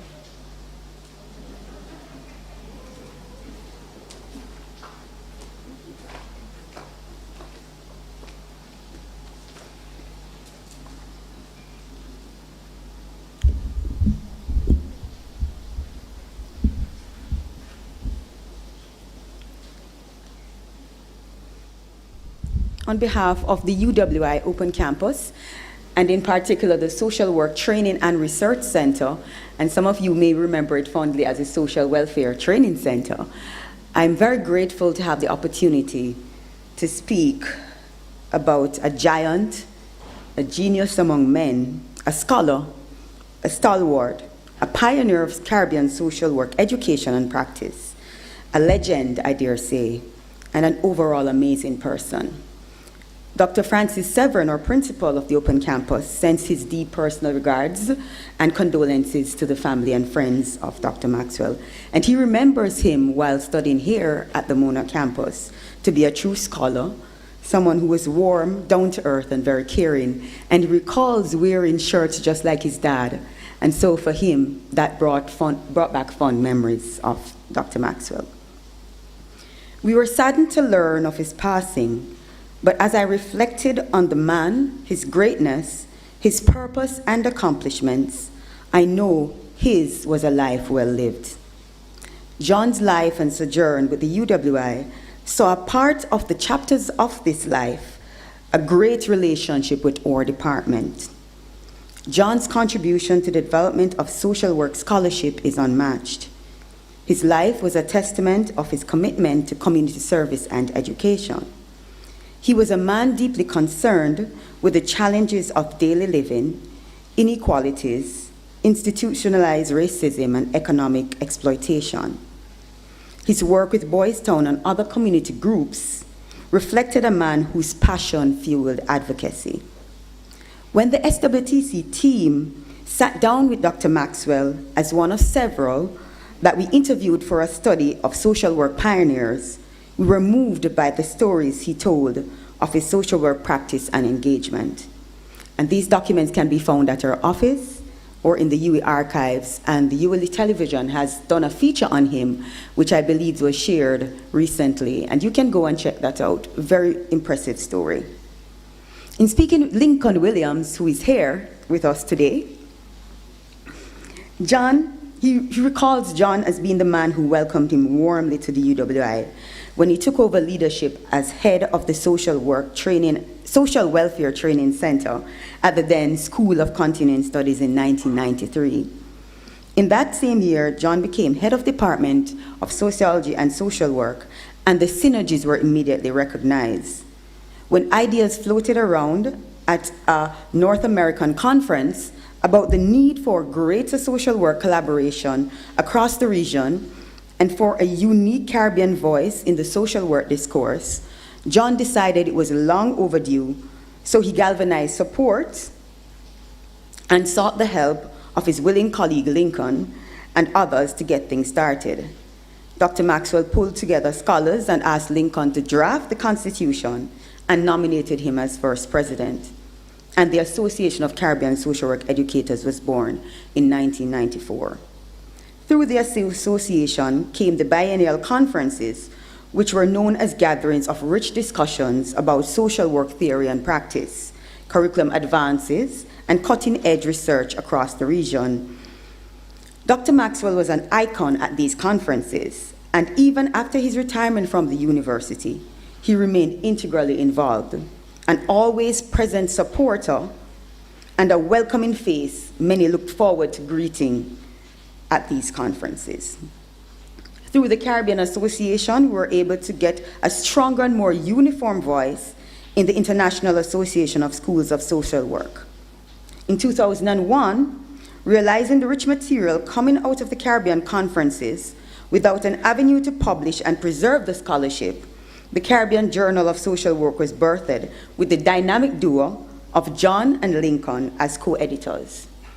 The award-winning journal, which today has published 14 volumes, with volume 15 in progress, is the first and only peer-reviewed scholarly social work publication in the English-speaking Caribbean, and that is something to be very proud of. And I know that many of our colleagues, whom Kim spoke about earlier from the association and the journal, will miss John very much, will miss his contributions. Lincoln, Peter Ann, a lot of persons who I heard about, persons like Lear Matthews, we haven't called that name before, Letney Rock, and many others in the social work fraternity.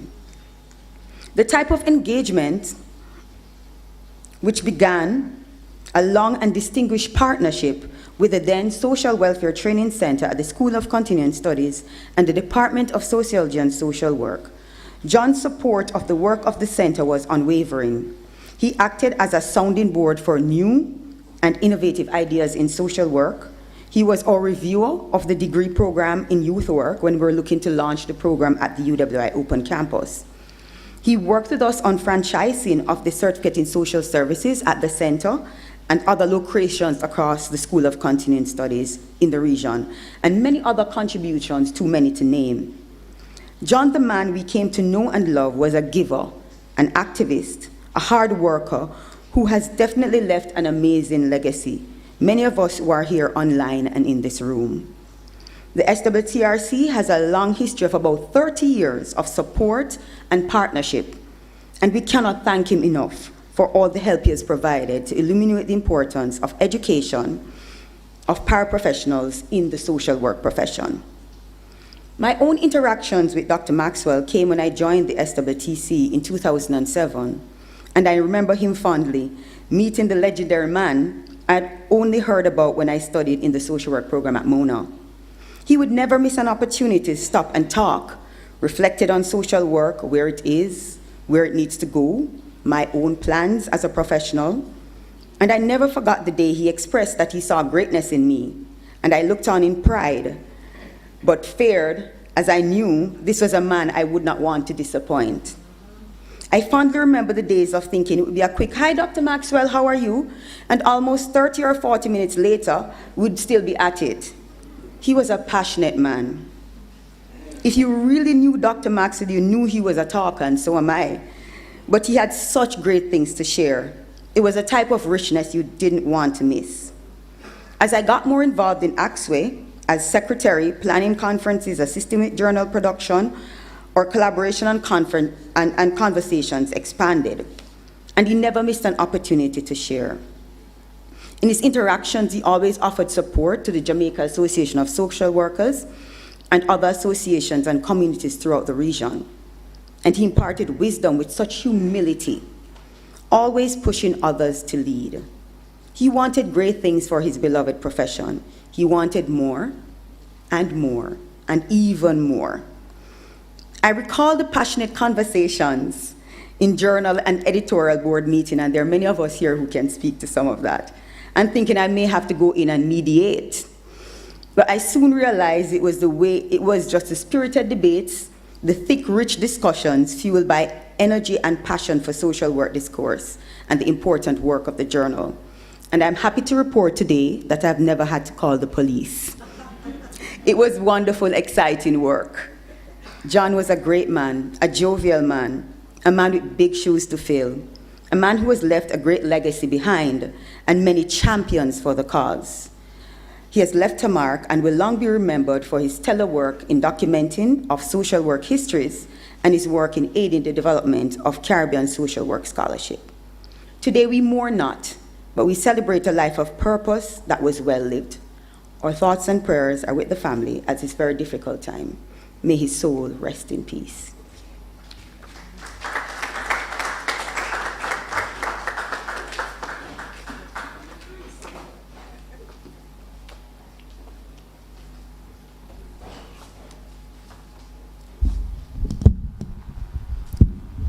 Thank you very much, Dr. Buchanan. John was indeed a pioneer in social work, and his work will live on. Now, we have heard a lot about Boys Town and John's work with Boys Town, even though that work was before Nadine was born, but it still happened. I spent had a lot of conversations with John where he would tell me stories about his time at Boys Town. And in particular, he liked to talk about Collie Smith. Now, to speak on the Boys Town side is Mr. Carl Goodison, he of the Famous Sisters, and a former director of Boys Town. All protocols observed.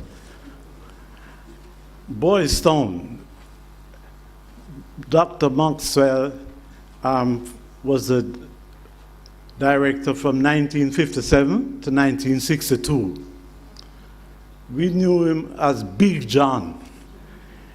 Do you know that John Maxwell is the first Don in Jamaica or in Trenchtown? No guy could test. He was a marker. Every director that comes after, people check you. That's how good is it. You know, Mr. Maxwell, yeah. Mr. Maxwell, we talk about conflict resolution. Mr. Maxwell, methodology was to drape you and, yeah, boy, you're supposed to do this and do that, right? But I once spoke to him and asked him, how you get around those guys? Because I couldn't deal with them. And in the 57, that's before independence and the values and attitude and people don't know, there was sort of nothingness. And boys are not to be shaping boys who are fatherless. Up to date, we have a fatherless school in Trenchtown, right? Boys who do dangerous things. And Mr. Maxwell and the institution created and instituted values and attitude, discipline, integrity, which is so much lacking in our society. And he was able to get the boys involved. I have a brother-in-law in Palm Beach. And like every woman, like most homes where Boys Town old boys are in the diaspora, there's almost some room there for Dr. Maxwell when he comes to any of these places. As I can say, my brother-in-law, and Judah Lincoln can vouch for it, lives in Palm Beach, and he has a room. And I said, Junior, what's this? This is what Dr. Maxwell, anytime he comes here, right? So he was very well respected. He has contributed tremendously. And the recent poll, national poll, show that sports and culture has been our most impressive achievement as a nation. And the institution Boys Town, where people like Dr. Maxwell was a pioneer who have set the groundwork, like Father Sherlock in the early period, right? They have contributed a lot to that. We have people like Ken Booth. There's so many Stranger Cole, a lot of artists has come out, and of course we have the great Collie Smith. Collie Smith was contributed so much, but I'm saying that why we are able to achieve this is because of institutions like Boys Town and people like John Maxwell, who were the forefront of all this. And at this stage, I would like to acknowledge 4 persons who are in the audience. Junior Lincoln, he got an OD for music. Junior, tremendous person. Lyndon Wright, cricket all-rounder. Collie Smith's brother. You tell me that is not his claim to fame, right? No, it must kill me. Victor Hunter, the greatest sportsman not to have played for West Indies. And Lloyd Respect Morgan, double international.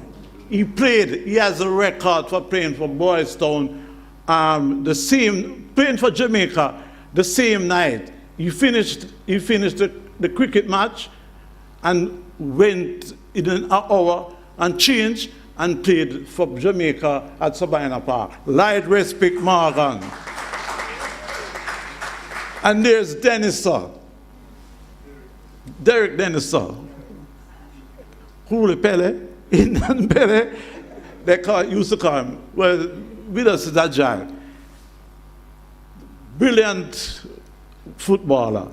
Boys Town is not only sports and culture. We deal with vocational training, skills, and we also have included girls in the program over the 70s, right? So, you know that the girls penetrate all the male organization, and we can't do that.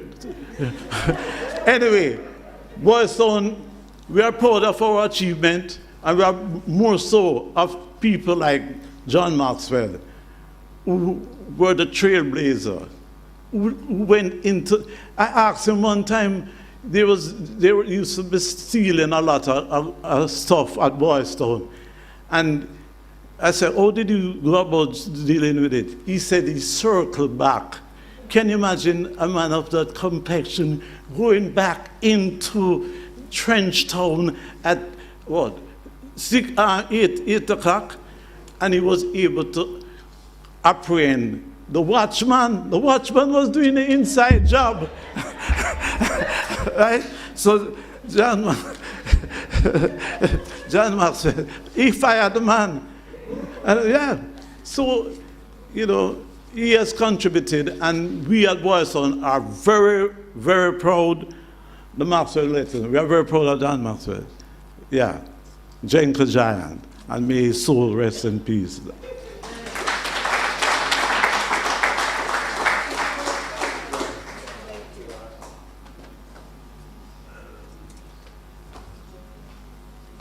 Thank you very much, Carl. Indeed, that Boys Town experience was good and positive. And John Maxwell would have touched and shaped the lives of many young people who are very grateful for what he was able to contribute.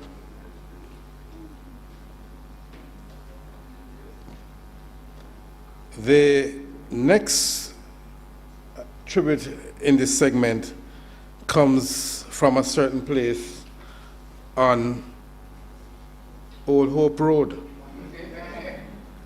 close to the zoo, where they say work is burning in the field.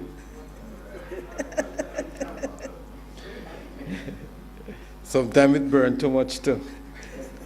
Becomes a conflagration.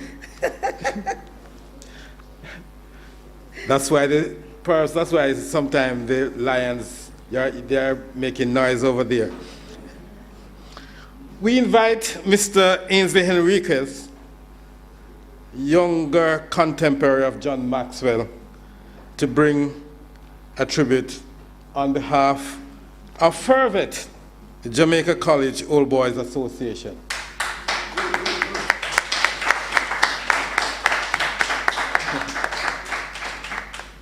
I'll finish it for you. Opus in campis. And that's not a bad word. Good evening, Manly family and all friends.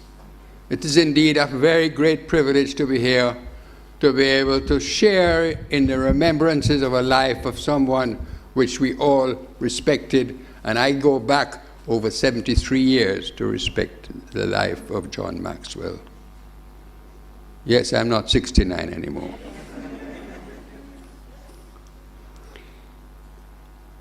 It's a sad occasion for another reason for me, because up to the 1st of August, I was a JC boy.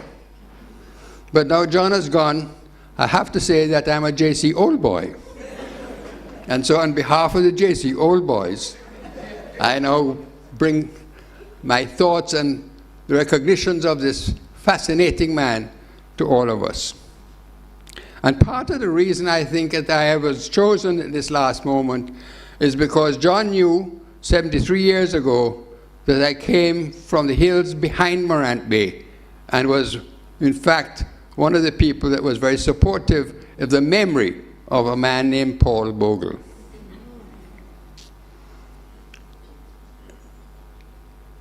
So John today is now just for us another legend of Jamaica College who has passed. Yes, he was both older and much bigger as a human being than I was. But on both counts, I had no choice but to look up to him. His late brother Peter, my age and size, was also a friend, although he went to a different school. And I think I know the reason, but it was not because we didn't want two Maxwells at JC. John was a very special man, and in those days as a very special boy, and yet, of course, he became a man which we recognize today as a man of class. When you look at John, most would not have recognized that he excelled in both academia and in athletics. He ran, he jumped, and he boxed. And I'll share with Carl, I saw him run, I saw him box, and I saw him throw the discus at Champs in 1952 when we won Champs with one of the other famous activities at that time, the man who broke Norman Manley's 40-year-old 100-yard record. Notice I said 100 yards. We didn't work in meters in those days. I don't know that he would have run the 100 meters in 9.9, but he did it in 100 yards. John won the discus, and JC won Champs. And we walked from Savannah Park to Jamaica College singing What's the Time? 9-9. I think John was in that group with us, all of us. Today, to speak of his career, one has to clear the cobwebs of one's life and go back, as I said earlier, 70 and more years. It's not easy. There was much more to remember, but to remember is a challenge. Today, to speak of John Maxwell is to also recognize what his later life from Jamaica College was all about.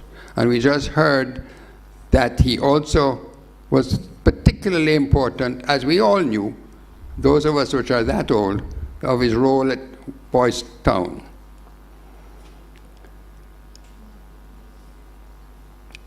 Over the many years, he specialized in the discipline of social welfare, the discipline of creating for us and the Caribbean the programs for teaching others what our society needed to continue to grow as a responsible society. Did we emerge from an indigenous people? No. Did they died out to a large extent from the diseases of the subsequent migrants brought with them. Our origins are what I have described for years, are those of us who were dragged or shoved here from elsewhere. So becoming who we are today is part of the success of the work of people like John, born into a religious family and who lived a responsible family life, not just at home, but one with all he related to, me included. His work throughout his adult life was integral to improving our delivery of a better understanding of who we are and how better to relate to each other. His work was seminal to the efforts to create a society that was, we can say truly, that we are out of many one people. And may I add, what I believe we did not have the experience or the maturity perhaps to write down that we are out of many cultures, we are now one culture, and out of many one culture and one people.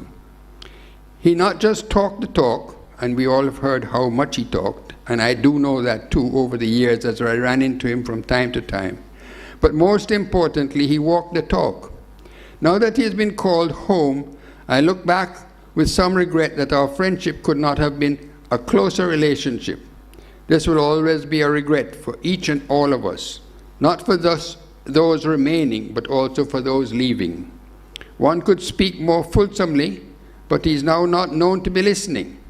What we are saying is to remind ourselves of who he was, what he achieved, and what he meant to us as we continue to share his contribution in this life, and remembering him for who he was, and may I add, for I am proud to have known him. May he rest in peace.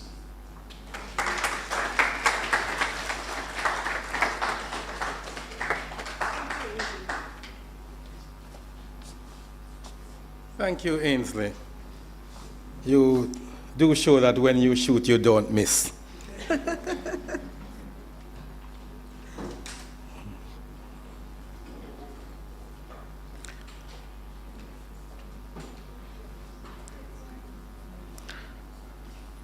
We are proud to have amongst us one of Jamaica and the Caribbean's finest, a man who often passes time by peeling oranges. Ladies and gentlemen, join us here now is Professor Mervyn Morris, Monroe Old Boy, Poet Laureate Emeritus, and a friend of John Maxwell. Prof, the stage is yours. Thank you. I've been a friend of John Maxwell for many, many years, and his siblings as well, and his parents, whom we knew from much earlier. I want to read a short poem which may connect with this occasion. It's called A Chant Against Death. Say family, say friends, say wife, say love, say life. Say learning, laughter, sunlight, rain. Say cycle, circle, music, memory. Say night and day. Say sun and moon. Say, see you soon.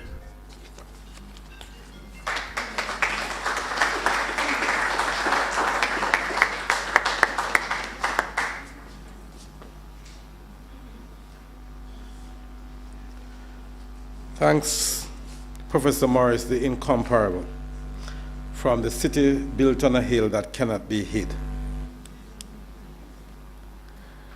We now turn to a choral tribute from the Hampton School Choir. Of course, after Monroe, there's Hampton. This, is it Hamptonia? Okay. It is entitled, Peter, I'm Coming Home. And so, Alison Morris, daughter-in-law of Professor Mervyn Morris, is the composer of this chorale.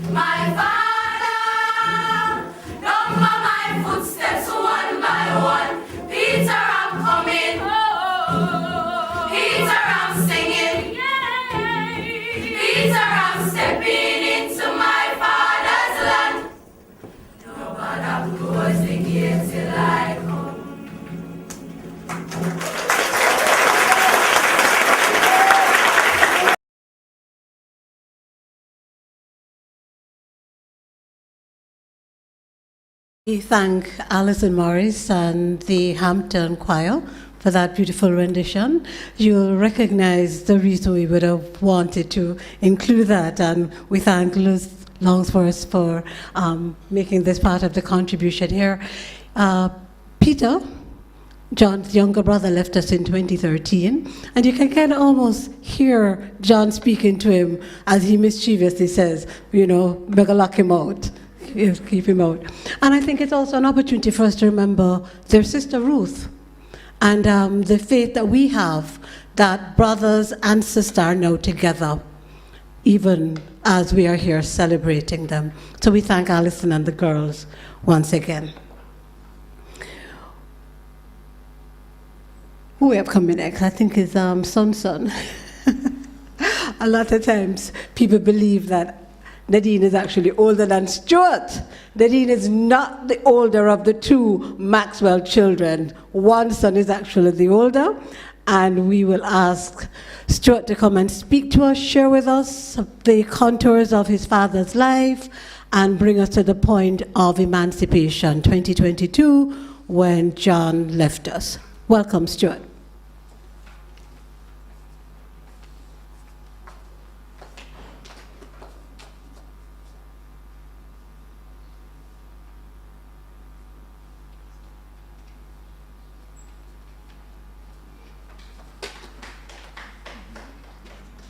You don't have to raise this up.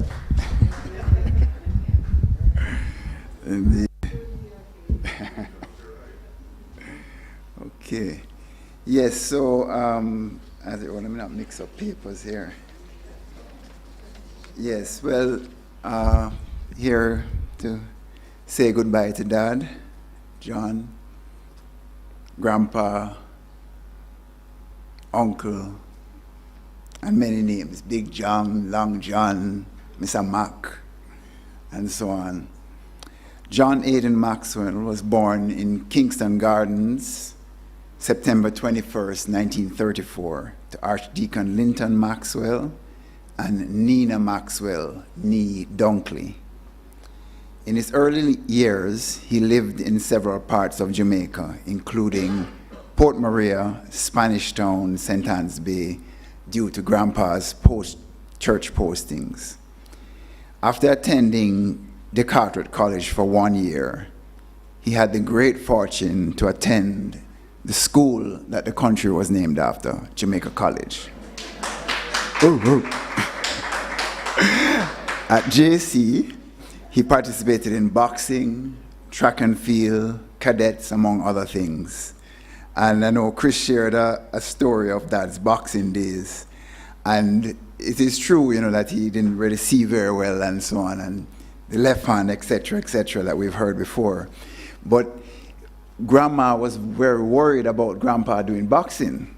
And Grandpa, I should add, who was also an athlete himself, Grandpa had the Jamaica long jump record. He was a footballer and so on. So the sports definitely runs in the family and continues with the generations to come. So Grandpa carried my grandmother to watch the boxing match. And after a few minutes of the first round, she says to Grandpa, "But John is going to kill the boy." Anyway, after leaving JC, after leaving high school, he taught at both JC and KC, where his younger brother Peter was studying, for a number of years, approximately 1953 to 1956. He was director of Boys Town from 1956 to 1962, and this would have laid the foundation for his future in social work, particularly in community development. He went on to attend the London School of Economics from 1962 to 1965, where he attained a bachelor's degree. In 1965 to 66, while attending Murray House College of Education in Edinburgh, doing a diploma in community development, he attended a students' union party where he met a spicy Bajan beauty, a nurse named Joan Sandiford. After a period of courtship, they got married in New York in September 1966, where her godmother lived. He liked to tell the joke that at the time, a lot of Bajan men were marrying Jamaican women.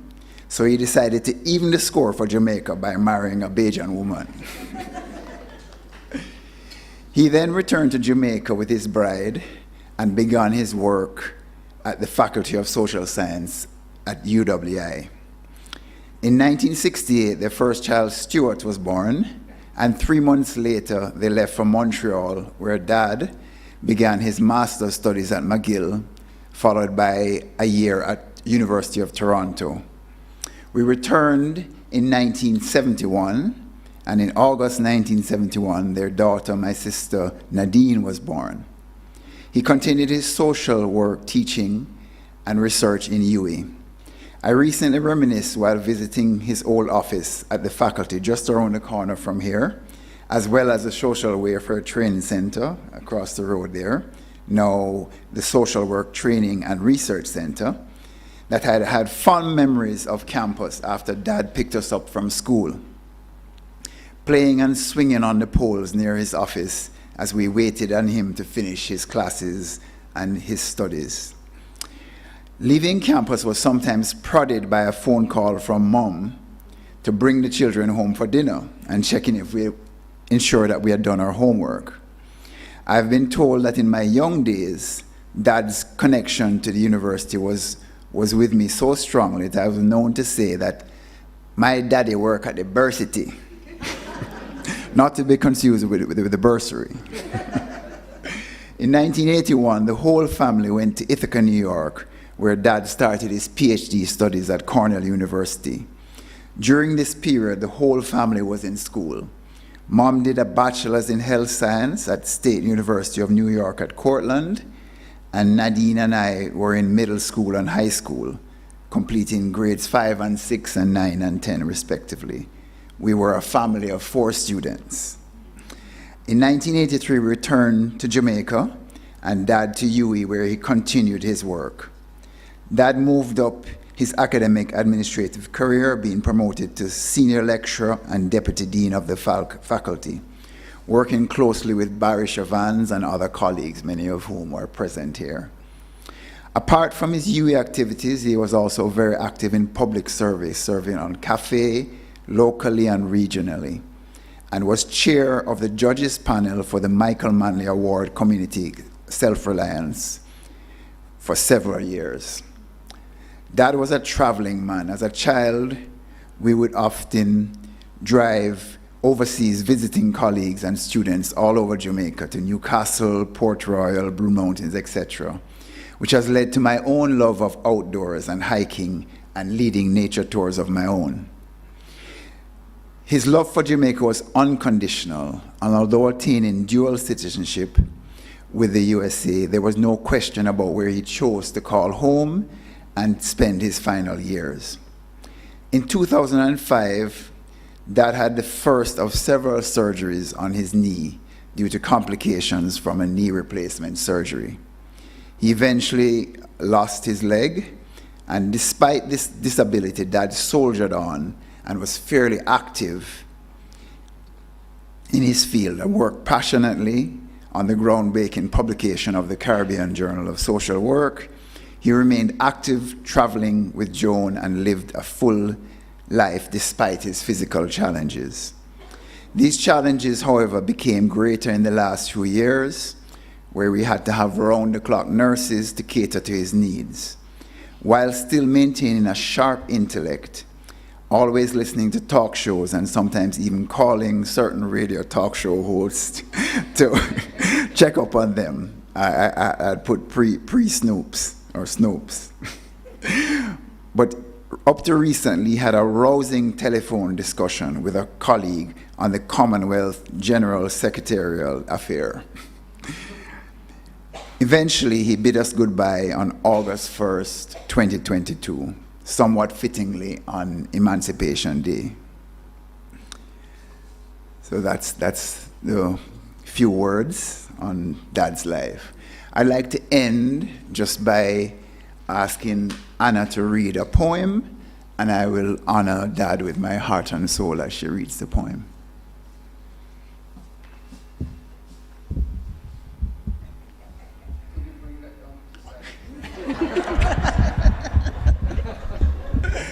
That's what you call the long and short of it. The poem Stuart asked me to read is the Dash poem by Linda Ellis. I read of a man who stood to speak at the funeral of a friend. He referred to the dates on the tombstone from beginning to the end. He noted that first came the date of birth and spoke the following date with tears. But he said what mattered most of all was the dash between the years. For that dash represents all the time that they spent alive on earth. And now only those who loved them know what that little line is worth. For it matters not how much we own, the cars, the house, the cash. What matters is how we live and love and how we spend our dash. So think about this long and hard. Are there things you'd like to change? For you never know how much time is left that can still be rearranged.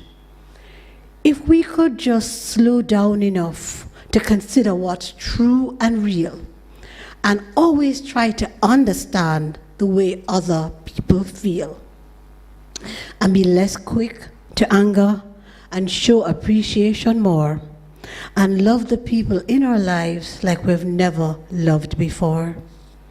If we treat each other with respect and more often wear a smile, remembering the special dash might only last a little while.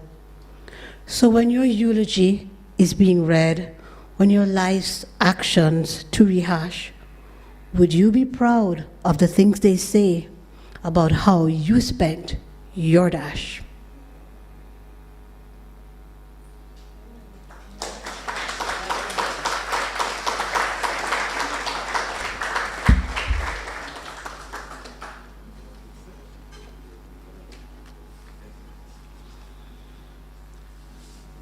Thank you, Stuart. Words are not enough, but we formed vivid images and filled out the picture of the man, John Aidan Maxwell. And on that score, we take this opportunity to announce that the family will be establishing a scholarship fund in the name of the late Dr. John Maxwell. It will be for a deserving student of social work in the Department of Sociology, Psychology, and Social Work at the University of the West Indies, Mona. Details on how to send donations will be put in the press and on social media at a later date. So you can look out for that and make sure you donate so that the legacy continues, and that even afterward, John continues to give back.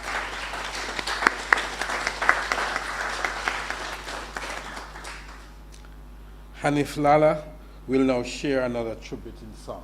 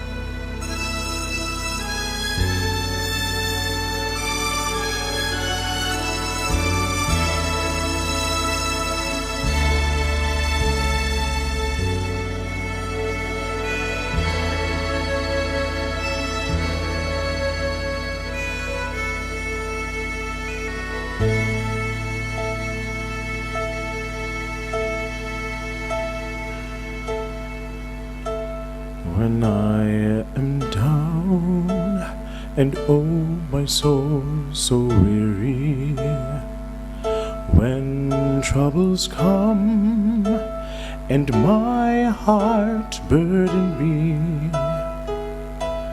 then I am still and waiting in the silence until you come and sit a while with me. You raise me up so I can stand on mountains.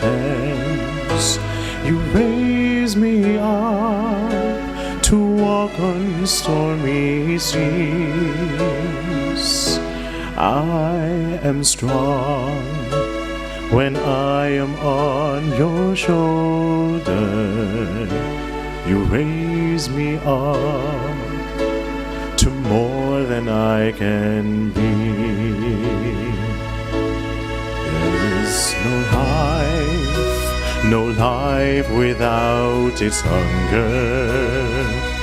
Each restless heart beats so imperfectly.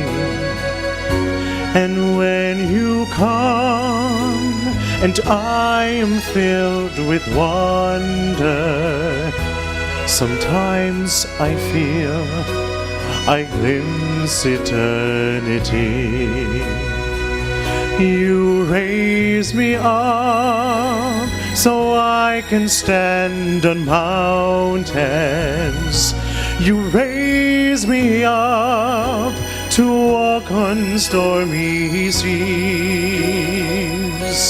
I am strong when I am on your shoulder. You raise me up to more than I can be.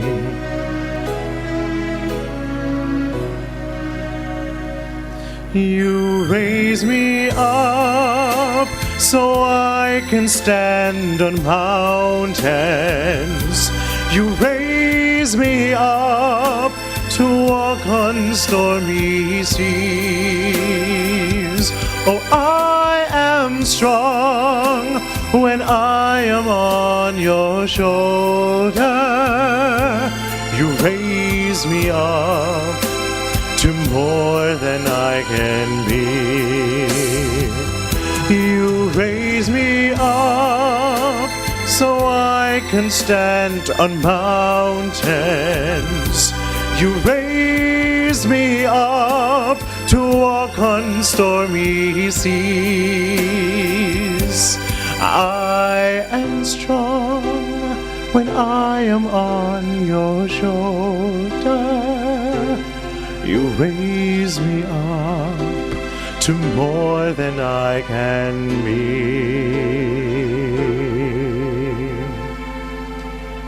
You raise me up to more than I can be.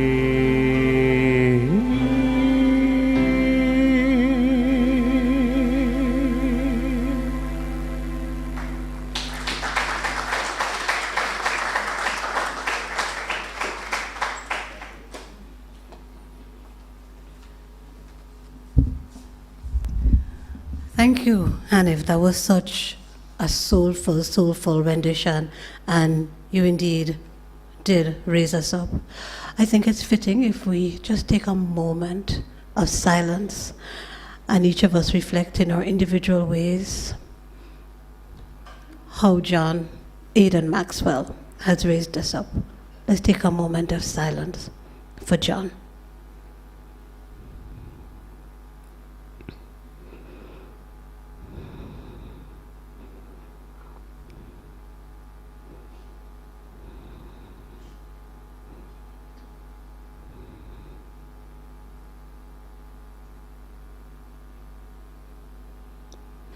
Friends, every celebration must come to an end, even bittersweet celebrations such as the one we're sharing together today.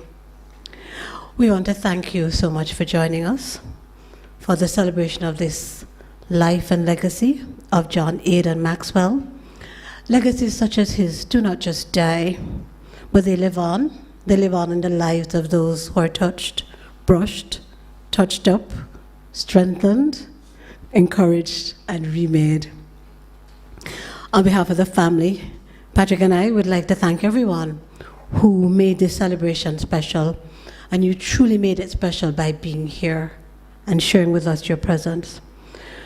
We thank everyone who sent tributes, who sent emails, who called, who popped over for a visit, who offered a word of comfort. You truly made our hearts glad. We also want to pay a special thanks to everyone who participated on today's program. And there are just a few people, if you will allow us, just to say very, very, very special thanks to some people who made today possible in their own very, very special way. We have to thank Professors Dale Weber and Ian Boxill from UWI. We have to thank Dr. Heather Ricketts and the staff of the Faculty of Social Sciences. The Mona Information Technology Services have to give a big shout out to Ishmael. Excellent job, my man. And then, of course, Doctors Peter and Baker and Luz Longsworth. Can't tell you all the stuff that Luz in particular did to make today happen. Thank you so, so much. And then, of course, we have the team at Sam Isaacs and Son, who made it possible for us to have Dr. Maxwell's remains here with us this afternoon. In closing, we're going to invite Bishop Harold Daniel, retired Bishop of the Anglican Diocese of Jamaica and the Cayman Islands, to offer the benediction. And before he does that, I think Bishop Daniel will say a few words of his own in memory of John and to the family. Bishop, please join us.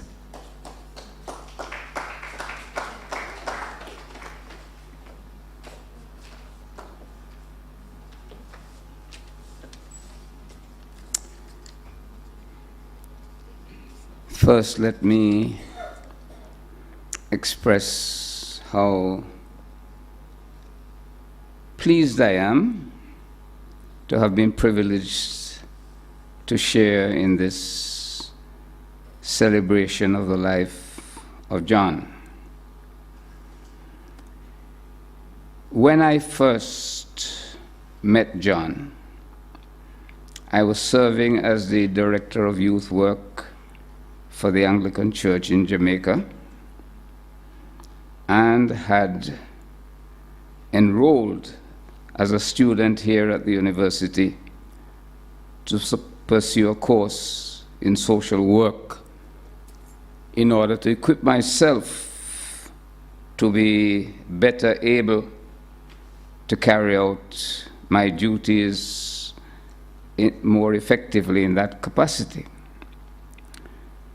John was one of the tutors here in the department, and my passion for youth work and community development caused a bond to develop between us.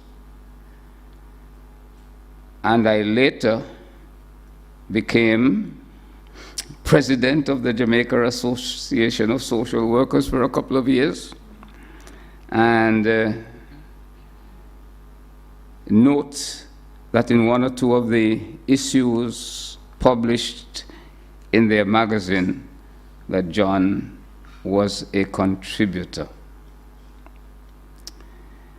It would be true to say then that I've known John for several decades, came to campus in 1971, and on a couple of occasions, I am particularly grateful to him for his support and direction given me in my journey. First of all, he recommended me to take part in a Commonwealth Youth Program lecture series down in Guyana on community development. I know it was his recommendation that made that possible. I don't even remember the date, so I can't give you a date and time. My memory is not as sharp as his. He would tell me what time and what day of the week I left, etc. But I'm not able to do that. Later on, many years later, this is in the early 1990s when I was pursuing a doctoral course in ministry and had as a topic small groups in a city church, I sought his assistance in looking over what I had written in order to give me some approval. He did it very carefully, but in a very, manner, in his own positive way of stating things. He said that it needed some more intellectual rigor. And so set me back to work to do some of what I was doing. So John was a friend, and part of this friendship meant that we developed an attitude of mutual respect for each other. He was quite clear about who I was and what I was doing, having known about church and work, and we conversed on a number of issues, and I learned to respect the position he took on many matters. But I must admit today that my eyes were open to many things that I had no idea about. And I'm grateful that the family thought it fitting to invite me to be present and to share in this event. I'm really delighted that they gave me that privilege. So I thank God today for John. Gratitude is what I bring to the table on this occasion through the relationships that we have shared and the respect that I have for him. Indeed, a couple of my friends wrote to me who knew John well, and they wrote in such glowing terms about his life of service, his integrity. But I'm not here now to add anything to all that was already said, but simply to extend to the family and to those gathered a blessing, taking into account the person John was and what his general standing on religious matters were. And so I would like to offer to you all a gift or some words well known to you and which to me in my mind is a fitting way to bring to a close this gathering here today in this delightful company. And it is the words of the Aaronic blessing that appears in the Old Testament scriptures. And I ask you, as we bow our heads. We listen to these solemn words of blessing to family, to friends, to all the people in different territories, because I know if my friend Lionel Remy in Trinidad get a chance, he's listening. And there are many people across the Caribbean who are simply listening. And to you all, I say today, as we give thanks for the life and work of John, may the Lord bless you and keep you. May the Lord make his face shine upon you and be gracious to you. May the Lord look upon you with kindness. And I say this bearing in mind family, members and friends who feel the pain of his passing. May the Lord look with kindness upon you and give you peace today and always. Amen.